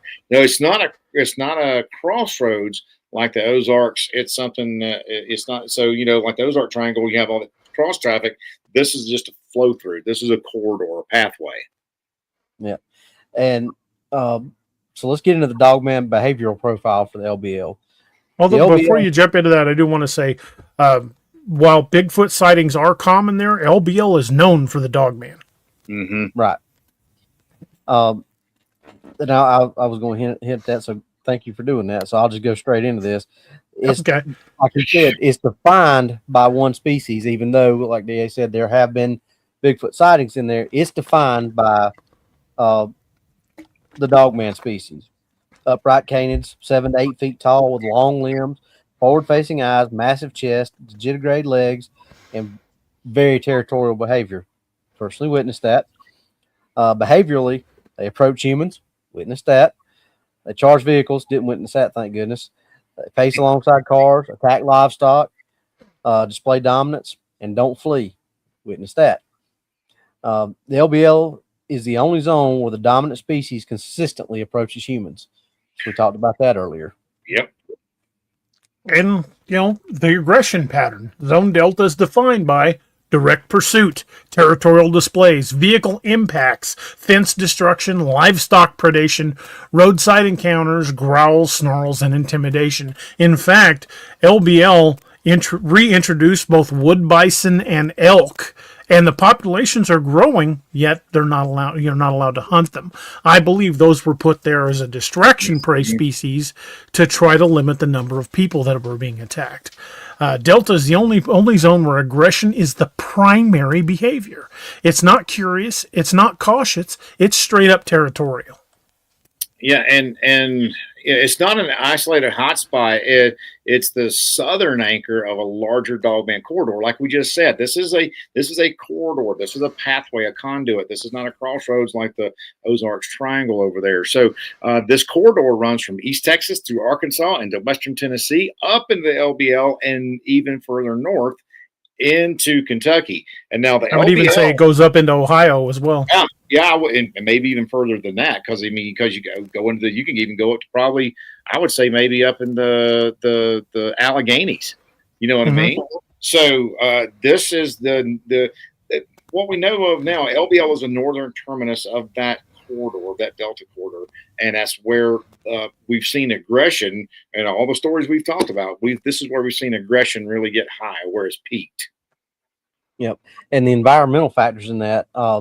The LBL's geography amplifies that danger. Like we said, it's peninsula, which we've talked about.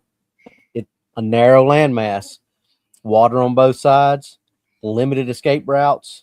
There's a dense forest all over the place, low visibility, long straight roads, and few residents other than the ones that are underground and underwater. It's a natural funnel, which we've talked about that on Combs Ferry, that natural funnel, which predators love. We've told several stories about how they love to funnel prey. Right. I mean, they funneled y'all right back to the boat ramp, did they not? They did. Right. They damn sure did. You know what I'm saying? I mean, that was that was a hell of a night. So. But in LBL, then we've also got to discuss the federal presence. This is where the zone theory just becomes unavoidable. The patterns include heavy ranger presence, restricted areas. There are lots of restricted areas in LBL. Quiet patrols, unmarked vehicles, limited public access to certain roads, seasonal closures, and no official explanation. Hellbent Holler, they've actually showed a number of old campsites and roads back through the back parts of LBL that you can only get to on foot because they've basically sealed them off. So when the government treats a recreation area like a containment zone, that's not tourism, that's management. Yeah, and this zone delta here is nearly critical. And that's because what we just talked about, man, the high aggression, the high frequency rate, the number of times this has been reported, the consistency, the proximity to humans, the high livestock predation, and the high pursuit behavior. But one of the big things is there's been no mass disappearances, no aircraft vanishings, and there doesn't seem to be the reconnaissance or the intelligence level like we see in the zone echo. So from what we see right now, Delta is the most aggressive zone in the continental United States, but it's not the smartest. They're not. It's not a thinker; it's a doer, right? And then right. And so that title, the smartest zone, we believe belongs to Zone Echo. So, we've talked about it, but the land between the lakes is a predator's corridor. We've laid out why we think that's a perfect spot for that. A place where wilderness doesn't hide, it charges. Aggression isn't the only way zones interact, though. Some zones overlap, which we've talked about and shown. Some zones stack. We've shown that too. Some zones amplify each other. I think we've shown that too. But let's talk about how the zones overlap. Up to now, we've talked about zones as if they were completely separate, individual, self-contained. But the truth is, they're not. The zones overlap. They stack, they reinforce each other, and when they do, the wilderness changes. The map isn't flat. When you look at the zone map, it's tempting to see it as a flat diagram, colored regions on a page, but the zones are layers, not borders. They overlap like weather systems, migration corridors, geological strata, and predator territories, and when two zones overlap, the behavior changes. So talking about the two zones, let's look at let's see if when Gulf and Delta overlap. That's when we have the Ozarks Triangle and the Dogman corridor coming up from Texas. So there's the aggression amplifier. So in the Ozarks zone, Gulf, the multi-species zone touches that northern edge of zone Delta, which is the aggression zone. And so what happens there is we get Dogman aggression that increases, Bigfoot behavior that becomes far more territorial because there's more stuff there. Howler reports are spiking, shadow entities appear more frequently, and even vocalizations intensify in that area. And it's almost like these two ecosystems are colliding, and the collision point's volatile. Something's going to spill over, something's going to happen. So it's pretty interesting, man. Yeah, and speaking on that, let's talk about Foxtrot and Bravo. The disappearance versus the acoustics, the mimicry corridor, if you will. In the Appalachian zone Foxtrot, the disappearance zone overlaps with zone Bravo, the acoustic distortion zone. What happens when you get this happen? Mimicry increases. And how many times have you heard stories about, don't whistle in the woods in the Appalachians? Yep. This is very, very, that just hammers that point home right there. Voices call from the tree line. We've heard plenty of stories from that. Children's voices heard where no children are. Nope. Dogs refusing to track. How many times have we talked about that? People vanishing after following a sound. How many times have we heard you hear your buddy calling you in the woods or a woman crying or something like that late at night? Right. Doc, would you look at the time? Yeah.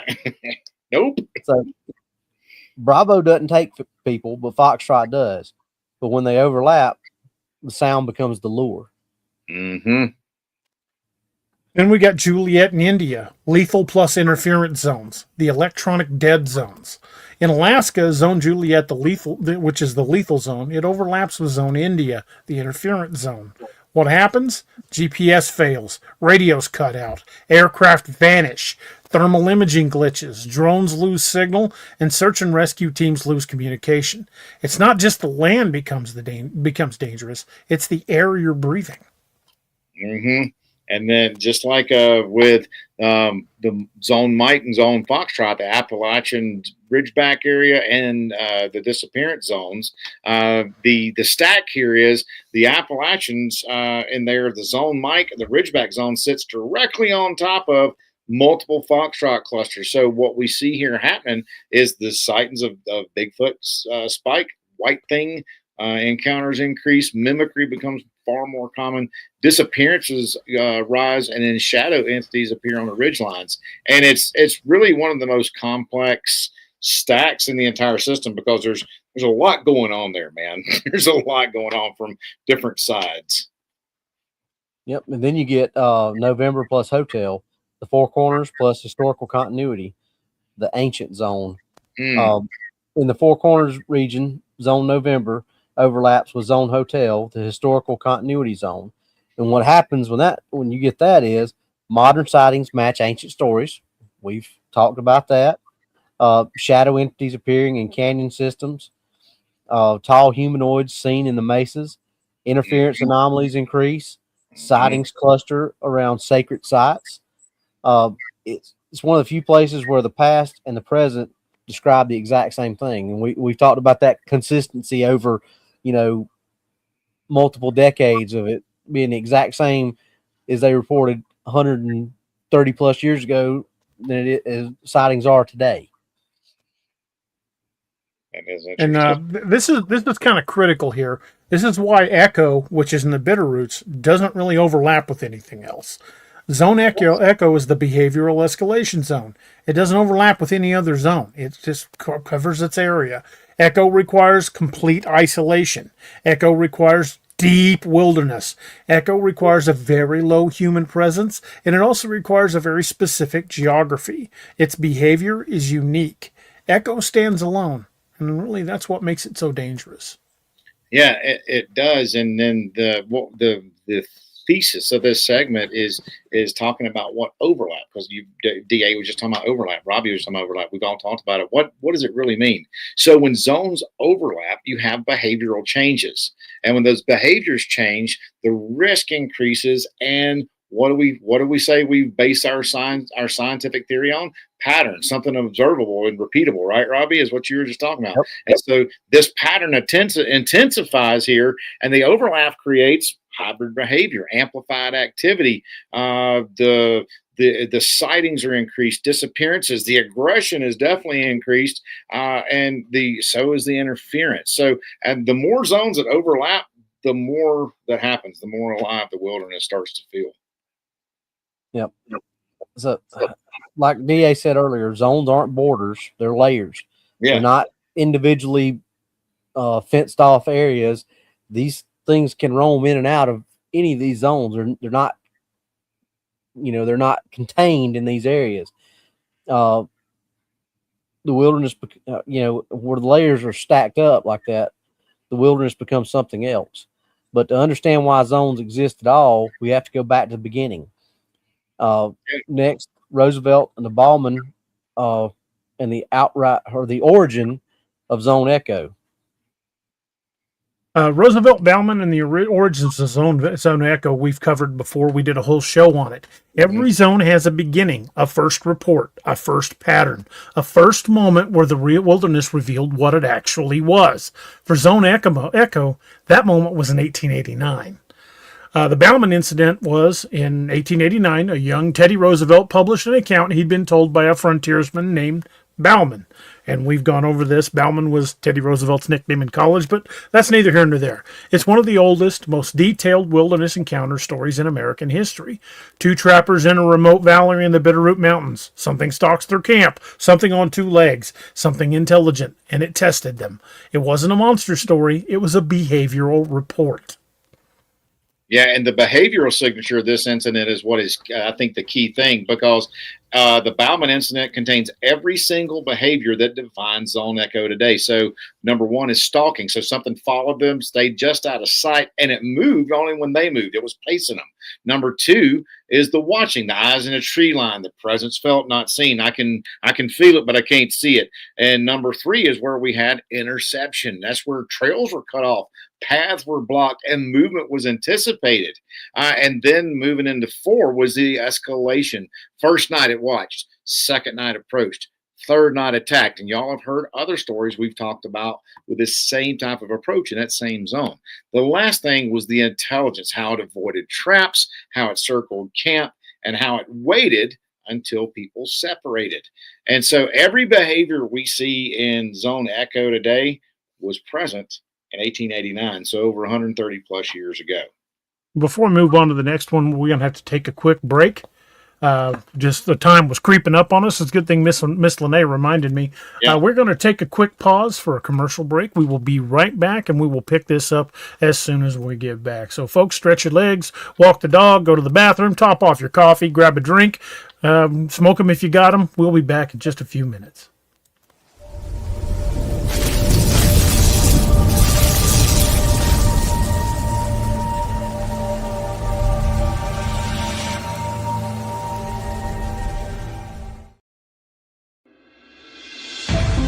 The new book, How to Research a Haunted House by paranormal investigator Margie Kay and professional researcher Violet Wisdom is now available from Unex Media. This one-of-a-kind book explains how to do research on a house with uncommon methods and resources used by historic home researchers, and how to determine who may be doing the haunting and why. How to Research a Haunted House can be used by homeowners, renters, investors, and it should be in the library of all professional paranormal investigators. Get this unique book at unexmedia.com or amazon.com. That's unexmedia.com or amazon.com.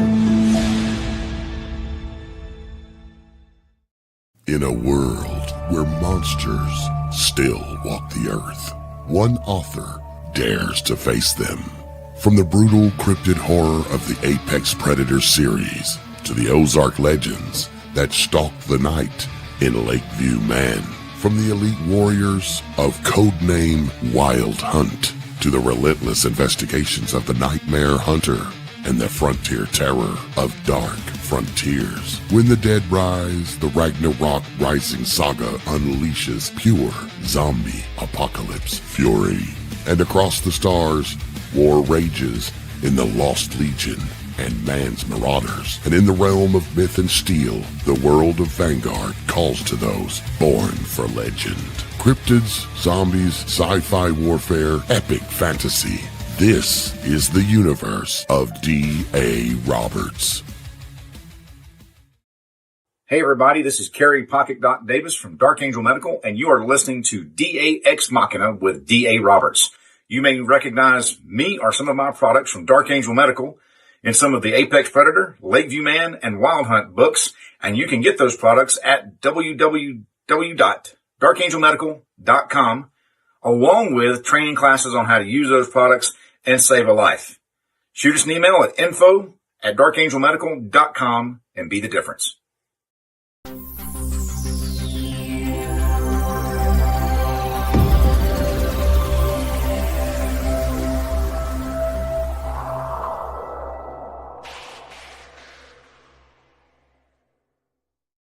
And folks, we are back. Thank you guys for sticking with us. And like I said, we still have a lot of material to cover, so we're going to jump right back into this. Robbie, you want to jump into that next one? Yep. The kill. This is still from the Bauman incident. The Bauman account ends with one trapper dead. His neck was broken. Body had been dragged. There were no tracks leading away. No sign of a struggle. And no remains of the attacker.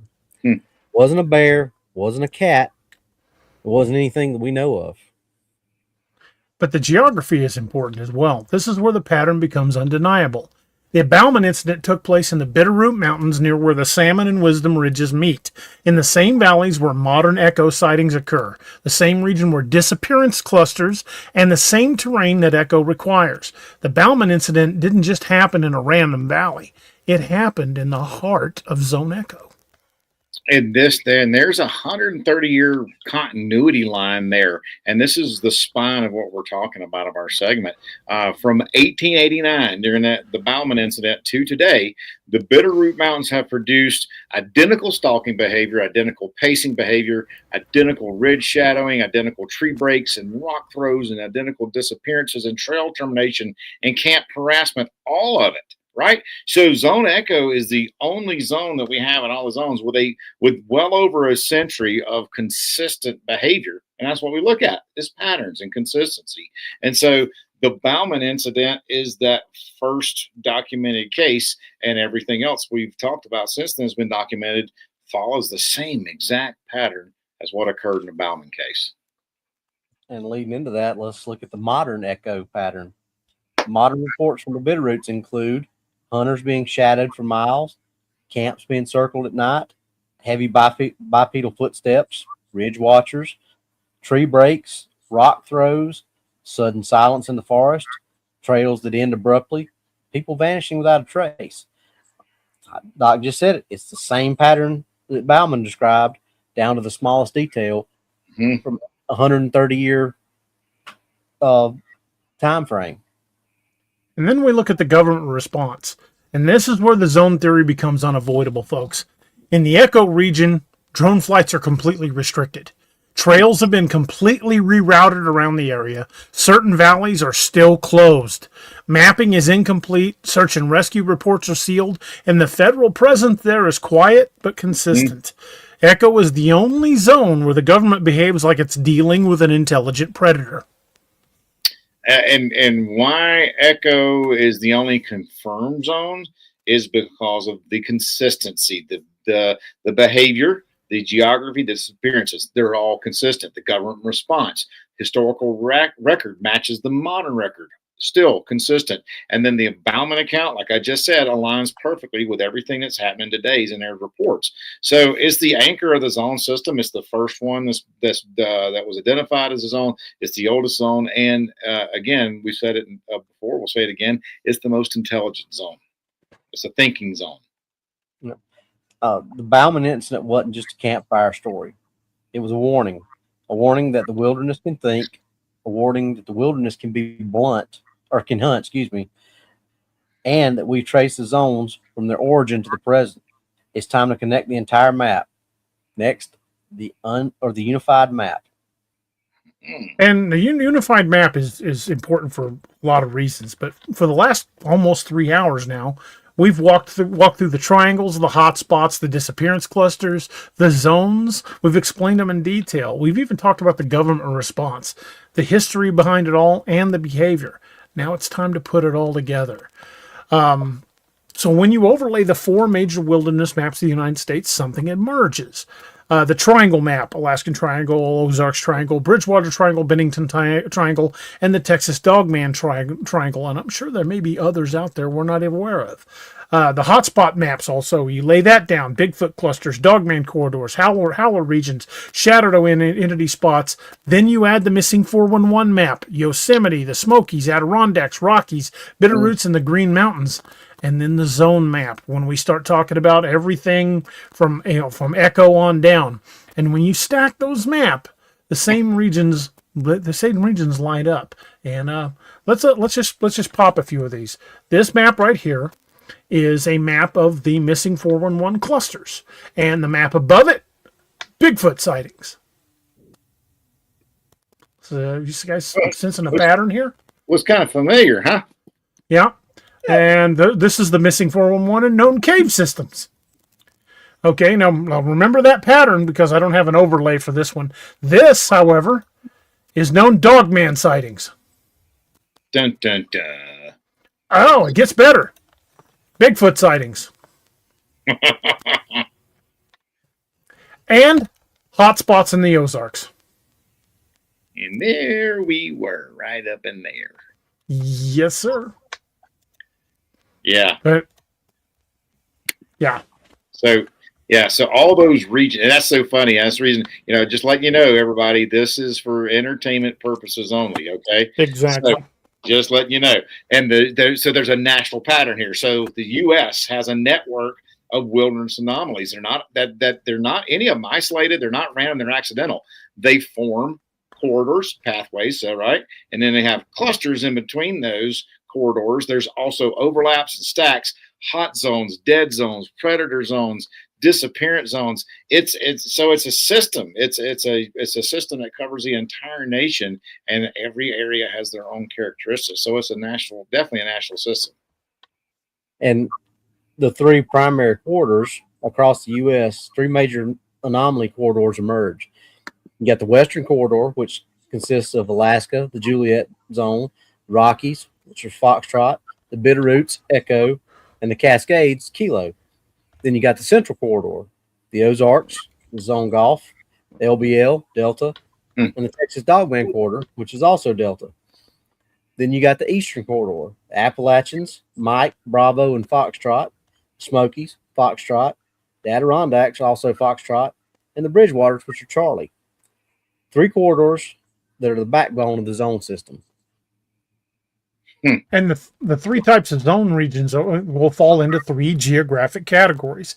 Apex zones, which are Echo, Kilo, and Juliet. The most dangerous are these are the most dangerous and the most active. The corridor zones, Delta, Lima, Mike, and Golf. These are the movement pathways.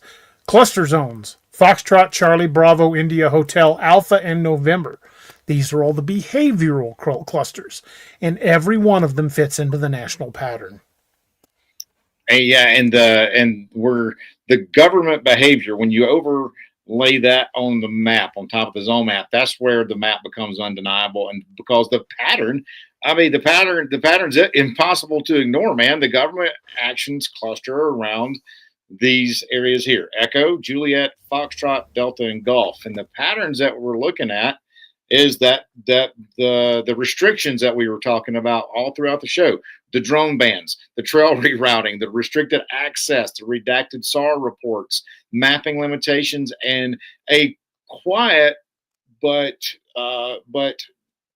and maybe unknown in some instances federal present there. So they're not reacting to that folklore. They're reacting to those zones. And what do we say some of that stuff is? That's containment right there. Whenever when you're in that area there. So that's all containment areas.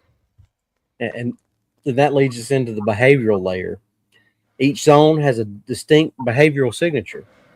Echo, as we've talked about, is intelligence. Juliet, lethal. Delta, aggression. Golf, multiple species. Foxtrot is a disappearance zone. Charlie is a watching zone. Bravo, mimicry.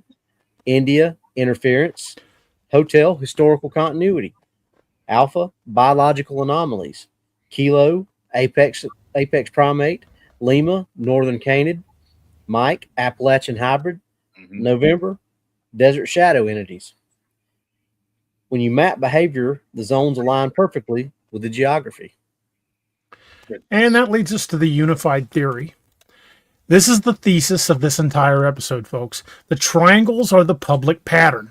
The hotspots are the cryptid pattern, the ones that the researchers like ourselves and so many others have been looking at, identifying these cryptid patterns by reading reports, talking to people, going out in the woods. Then there's the missing 411 clusters. That's the disappearance pattern. And the zones, that's the government pattern. And when you combine all four, you get the unified map. A map that shows where the wilderness is dangerous, where the wilderness is intelligent, where it's crowded, where it's hungry, where the wilderness is ancient, where it's watching, where it takes people, and where the wilderness hunts. And where the wilderness is something else entirely. Yeah, and that unified map is not a theory. It's there in front of us. It's a pattern, and it's a pattern that stretches from Alaska down to Florida, from Maine to California, from the Rockies to the Appalachians. And now that we've connected that map and all the synchronicity there's only one question left, and that's, what does it mean? Like DA said, for over 2 hours now, we've talked through the strangest places in America. The triangles, the hotspots, the disappearance borders, the zones. Now the map's complete. We have only that one last question that matters. What does it mean? The wilderness is not empty, to be quite frank about it. The first thing is the unified map. It tells us simply that the wilderness is not empty. It contains predators that we don't understand, behaviors that we don't understand, patterns older than this country, regions where people vanish, regions where something watches, regions where something hunts. And those regions aren't random, they're structured. And the wilderness is not uniform. The second thing the map tells us is that the wilderness is not one thing, it's many different things. Of course, we're going over the zones again. Intelligence and Echo, lethality in Juliet, aggression in Delta, disappearances in Foxtrot, multi-species ecosystem in Golf, which is here in the Ozarks, visual anomalies in Charlie, acoustic anomalies in Bravo, interference in India, ancient continuity in Hotel, biological anomalies Alpha, apex primates in Kilo, northern canids in Lima, Appalachian hybrids in Mike, and desert shadows in November. It's not one mystery, it's a network of them. Absolutely, and I would have this one. The government knows more than it says, because here's the thing, man. The third thing that the map tells us, there's far more going on than is being put to light right now, because the behavior. Okay, where does that quiet federal presence we talked about, right? Where does that behavior cluster around?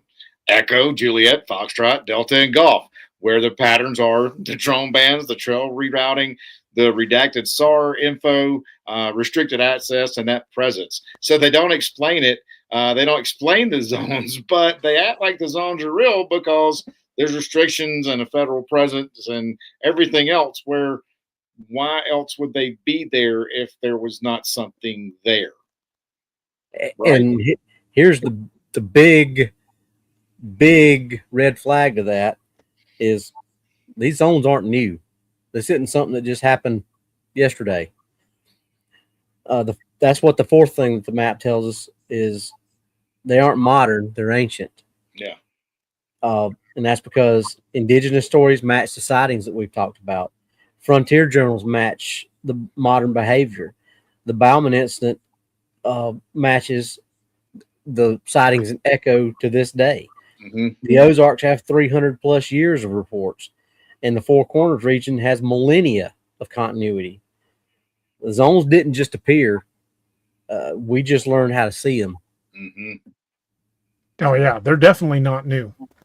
But the wilderness is speaking to us. This is the core of this. The zones aren't just places, they're signals, they're patterns, they're warnings. And if we pay attention to these patterns, we can predict where these zones are. They tell us where the land is dangerous, where the land is intelligent, where the land is ancient and hungry, where the land is watching us, where it takes people, and where it hunts, and where the land remembers. And so what comes next?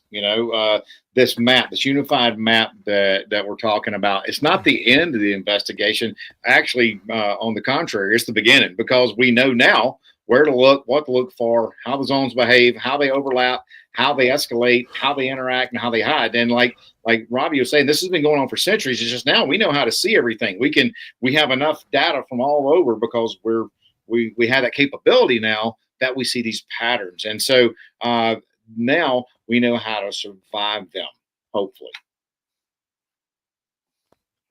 So what we've talked about and how we've laid this out, we know that the wilderness is older than us. It's stranger than us. It's more aware than we want to believe it is. For generations, we've told stories about things that live in the dark, but tonight we didn't tell stories. We connected the map.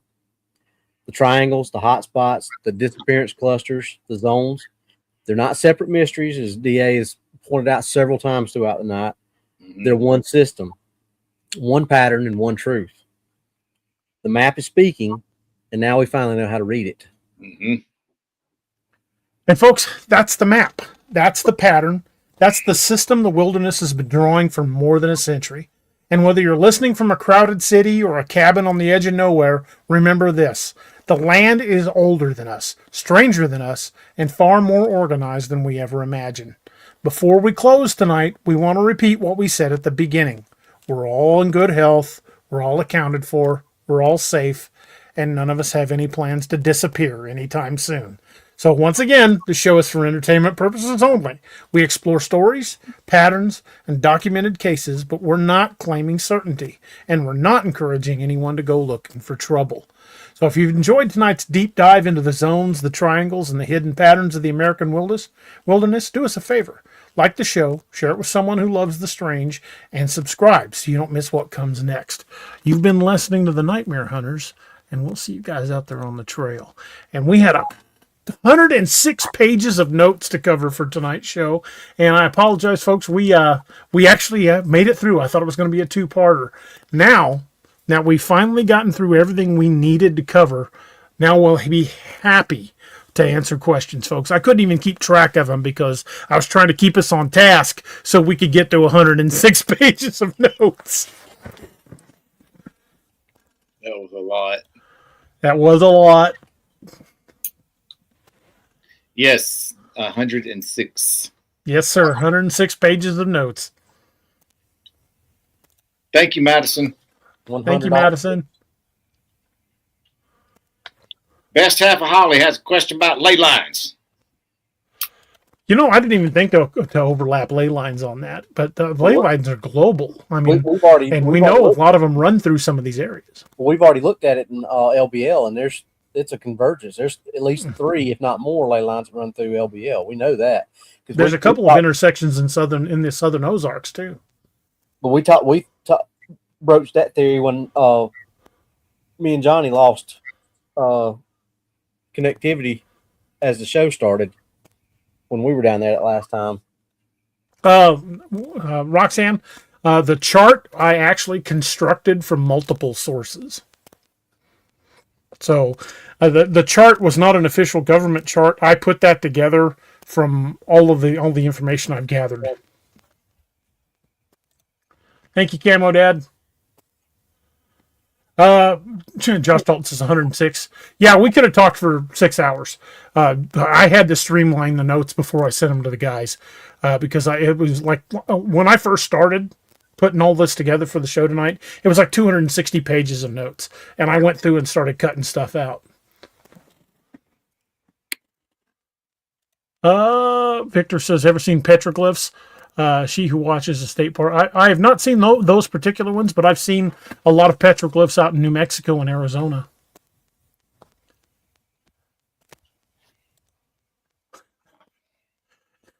Yes, Jeff, we stayed for the most part on the rails. Clayton Plot says, "Great show. This is evidence of something strange happening. No matter what you believe, you can choose to believe in the what we laid out tonight, the zone system. You can choose to believe in it or not. That is entirely up to you. One thing we will never do is try to tell you what to think. We're just going to present the information we've gathered and present it in an orderly fashion to let you form your own conclusions. So whether you choose to believe or not is entirely up to you. Your opinions are just as valid as ours, but." That is an awful lot of information that fits that theory. Oh, absolutely. And if y'all have been following the format of the show over the last couple of months, 3 months or so, when we're talking about all these encounters in different areas, if you have paid attention to that stuff, you'll notice there were so many similarities in what we were talking tonight and how that all related to itself, how it all related together.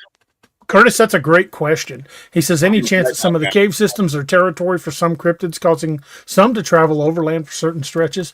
I think at certain times of the year, especially during rainier parts of the year, like in the spring, that a lot of those cave systems are flooded. So that's probably why we see a lot more activity in the spring and possibly even in the fall. But I think there are times when they have to be above ground, but I also think there's a lot of times when they are below ground as well. Just a guy says, do you boys plan on investigating some of the more dangerous zones? It was either Echo or Foxtrot. I would love to get up into the Bitterroots.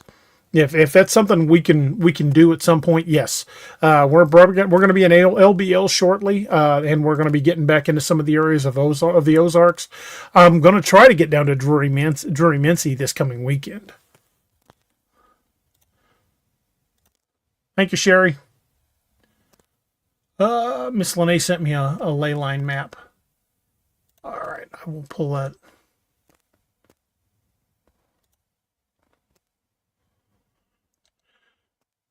Let me bring that up and I'll share it with everybody.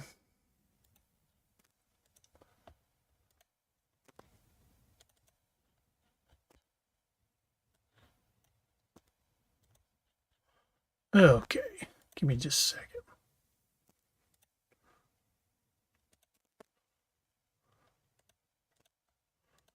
Here's the ley line map, and you guys can see that those ley lines hit a lot of places in the U.S., and that's where the convergences are where some of the more what they refer to as the thinning of the veil occur. But you can see right here, that is this section. If you can see my cursor moving, there's a convergence of 1, 2, 3, at least 3 ley lines, possibly 4, right near the LBL area. And of course, we've got a couple moving through the Ozarks with a big cluster over here in Illinois, and then a major cluster down here near the Arizona-New Mexico border, and another one up in Canada. But yeah, the ley lines, I would say that they definitely should be taken into consideration when we're looking at all of this stuff.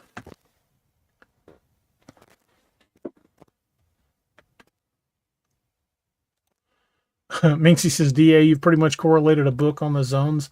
Yeah, and if you guys see us speaking at conventions in the near future, we're probably going to be discussing the zone theory in person at a lot of these events because it's too compelling to ignore. Don, you're absolutely right. We've been saying for a long time those maps overlap. Yeah, but like we said, about 3 years now, we've been kind of working on this theory. Jessica says, big anticipation on that big Drury Mincy expedition. I want to hear about them cougar men. I'm going to get down there for at least a recon, hopefully this weekend. Trying to make sure Noah's going to be off work, and I'm going to get a hold of a couple people to go down with me. We're definitely going armed, but it probably won't be a lengthy foray. It's probably going to be just exploring the area and taking some pictures. And then once we analyze all of that and everything we learn while we're down there, then we'll probably go back down for a much longer period of time. Thank you, Curtis. Appreciate it, man.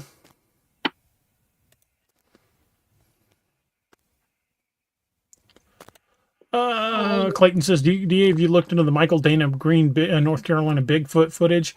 I have not yet. I was working on this show up until, about an hour before we went live.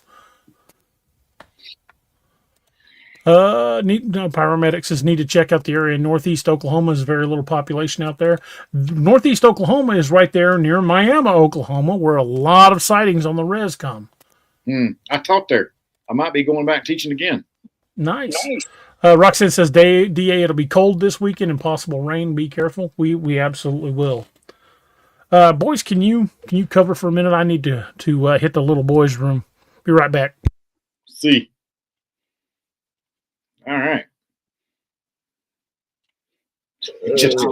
Yes. I don't know if they hit the casinos or not, man. They might. I don't know. But there are some casinos and stuff there. Oh, and Curtis is right there in Muskogee. Oh, Miss Lene says hello. Little doggy doc. Little doggy doc. Yeah. But Curtis, how far are you away from the Ouachita Mountain Range? Just curious about that because I know there's lots of sightings up in that area. From what that's where the first wild hunt was set, wasn't it, Robbie? In the Ouachita Mountains. Yeah, around Broken Bow Lake. Yeah. Not far from where the Charge of the Light Horsemen, the Tubbies, and French. What was his name? Was it LaFontaine or? Don't make me lie. Anyway, yeah, the Tubbies. You know, with the smallest one of them being 6'8". Yeah, that's when they were throwing trees at the helicopters. Minxie, awesome. Yeah, you'll see my buddy Ross. He'll be teaching that class out there in California. So that would be awesome. If you do, that'd be great. LaFleur. Yeah. Thank you, Jeff.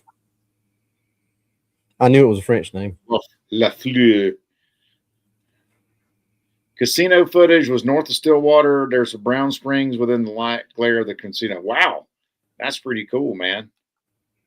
Robbie, are you guys going to be collaborating with Woodwalkers Live again? You mean when we go to the LBL? We'll be there at the LBL. We'll be there with them, but as far as doing a live from there, we kind of found out that don't really work. Even if you got full battery and full signal, apparently that place don't like stuff like that. Well, we're gonna try. Yeah, we're gonna try, but that's all we can do. Try. We can't guarantee it. Nope. But we know what the problems from last time were, so we're going to try to correct for those problems. I think, DA, aren't you going to bring that solar generator? And I think I'm going to bring the propane generator. So we're going to try to combat those problems that we had last time. And we can even plug in the Starlink Mini I got to the 12 volt on the vehicle and just crank that sucker up.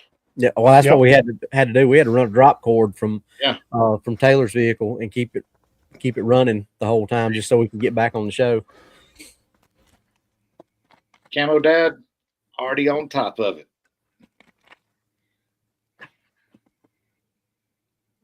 Since I was in the beta program out here in this area years ago, Starlink sent me a mini for free.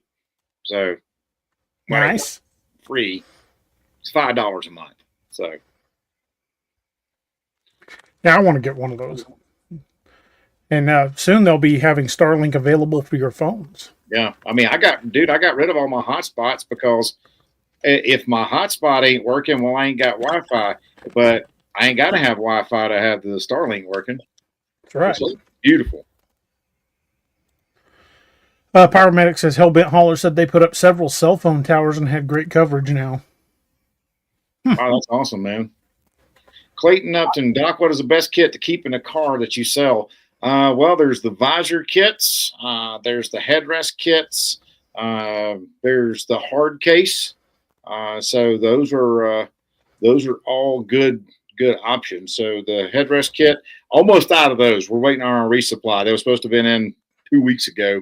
But headrest kits, visor kits, and the hard cases. If you want like a high vis red orange case, you can have all your stuff in. There you Fellas, I'm wore out. We covered a lot of territory.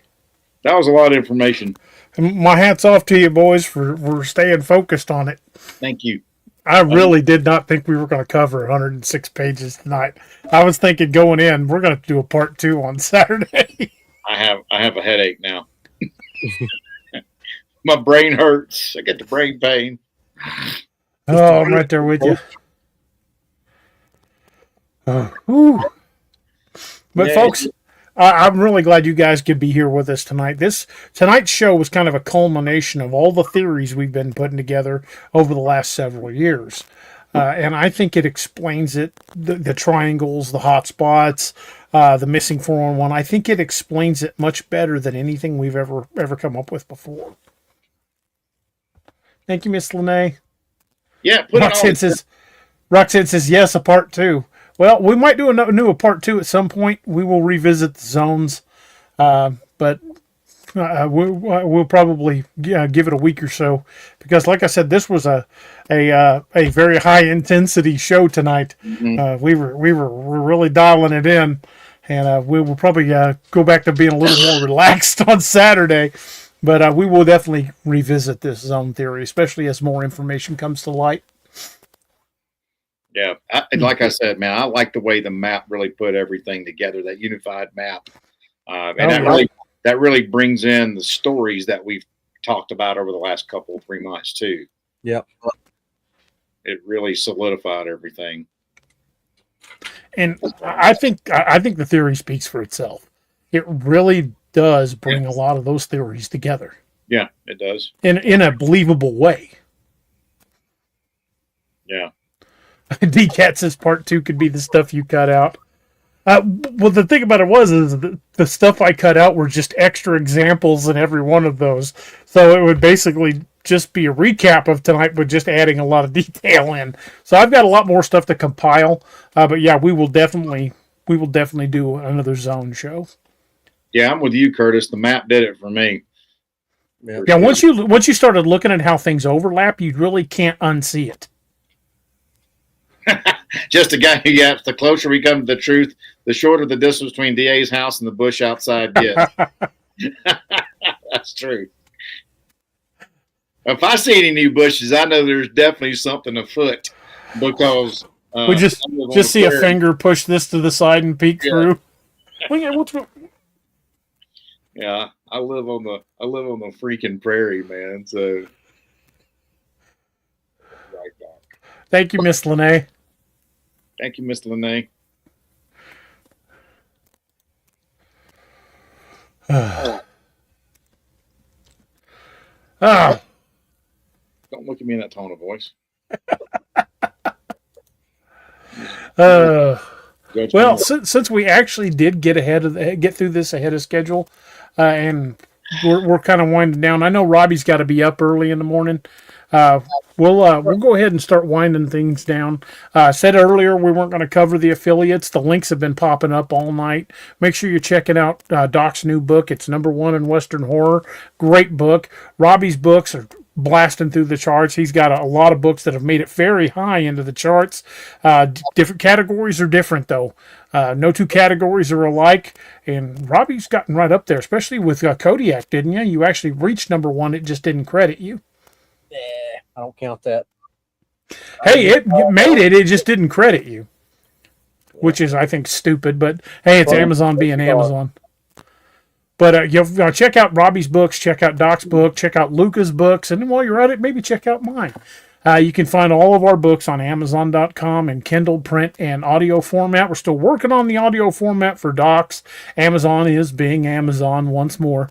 Yep. We will hopefully eventually get that out, but right for the moment, it's kind of on hold until we get some things sorted out with Amazon. But check out all of our awesome affiliates, the good folks at Sigwo, the awesome folks over at Dark Angel Medical, and the cool folks over at Scallywag Tactical. Check them all out. The discount codes have been popping up in chat all night. Let them know you like them. Let them know we sent you. And we're proud to support our veteran-owned and first responder-owned businesses. But as we wander down, there's one thing I always want to do, and that's to talk about the 22 a Day Foundation. We lose 22 veterans a day to suicide, and that, folks, that's just 22 too many. Check on your friends and family who are first responders or veterans who have worn a uniform in any capacity, because every one of them have had to deal with things that most people will never understand. They're fighting demons. They shouldn't have to fight those demons alone. So reach out and let them know you're thinking about them. Let them know you care. Invite them out over for a barbecue. Buy them a beer. Give them the occasional 2 a.m. Hey, Effer, are you awake? As these boys have gotten from me on more than one occasion. But let them know you're thinking about them. Let them know they're important to you and that they're not facing this alone. Because at least 22 times a day, someone's losing that battle. And let's get that number down to 0. So, folks, as we wind her down, and like I said, we are very proud of this tradition. We've been doing a toast for a while now, and it's something I want to keep on doing. And I'm gonna bring the toast up, and boys, which one of you fellas would like to take the toast tonight? Well, I think Doc did it last time. So I was going to say, don't everybody volunteer at once. Robbie, how about you, brother? Everybody raise a glass. Don't matter what you're drinking. This is from the old Irish song, The Parting Glass. It goes, "But since it fell into my lot that I should rise and you should not, I'll gently rise and softly call. Good night and joy be to you all. Good night, Sanja. We'll see you Saturday. Thanks for being here." Slanjava. Good night, everyone. Bye.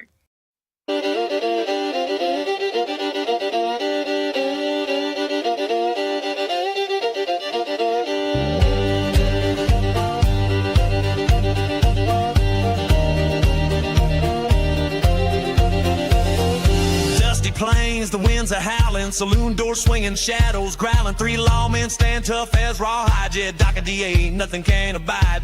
Whiskey shots and poker faces, staring down the darkest spaces in this town where legends roam. These boys bring justice, sending evil home. Cryptid lawmen, wild and free, hunting monsters for all to see. With silver bullets and grit of steel, they fight the darkness, make the demons squeal.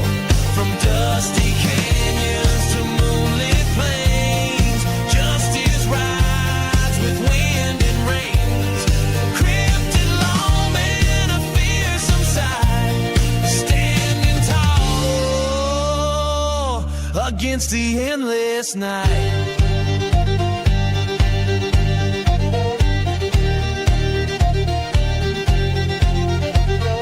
Jed's a howler, claws of steel. Doc's a biter, makes the devil real. But DA's a shifty one, a shape-shifting soul. Can turn to anything, takes any form, takes control. Tonight the chupacabras come to town, sucking the life from all around. But these lawmen, they ain't afraid. They'll face the darkness unafraid. Cryptid lawmen, wild and free, hunting monsters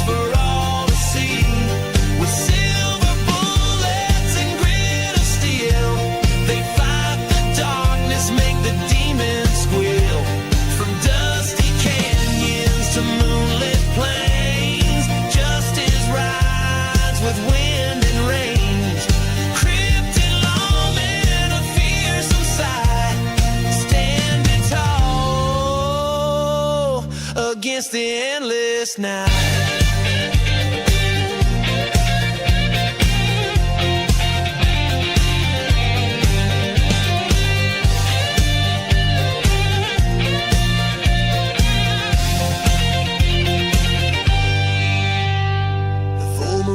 Bat wings flap, the air grows cold, a chill and trap. But these lawmen, they're ready to fight underneath the pale moonlight. Jet and Doc transform with a howl. DA shifts, becomes a night owl. Together they stand, a force so strong against the evil right in the road.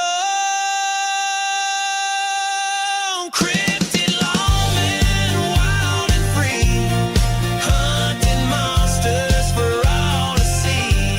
With silver bullets and grit of steel, they fight the darkness, make the demons squeal.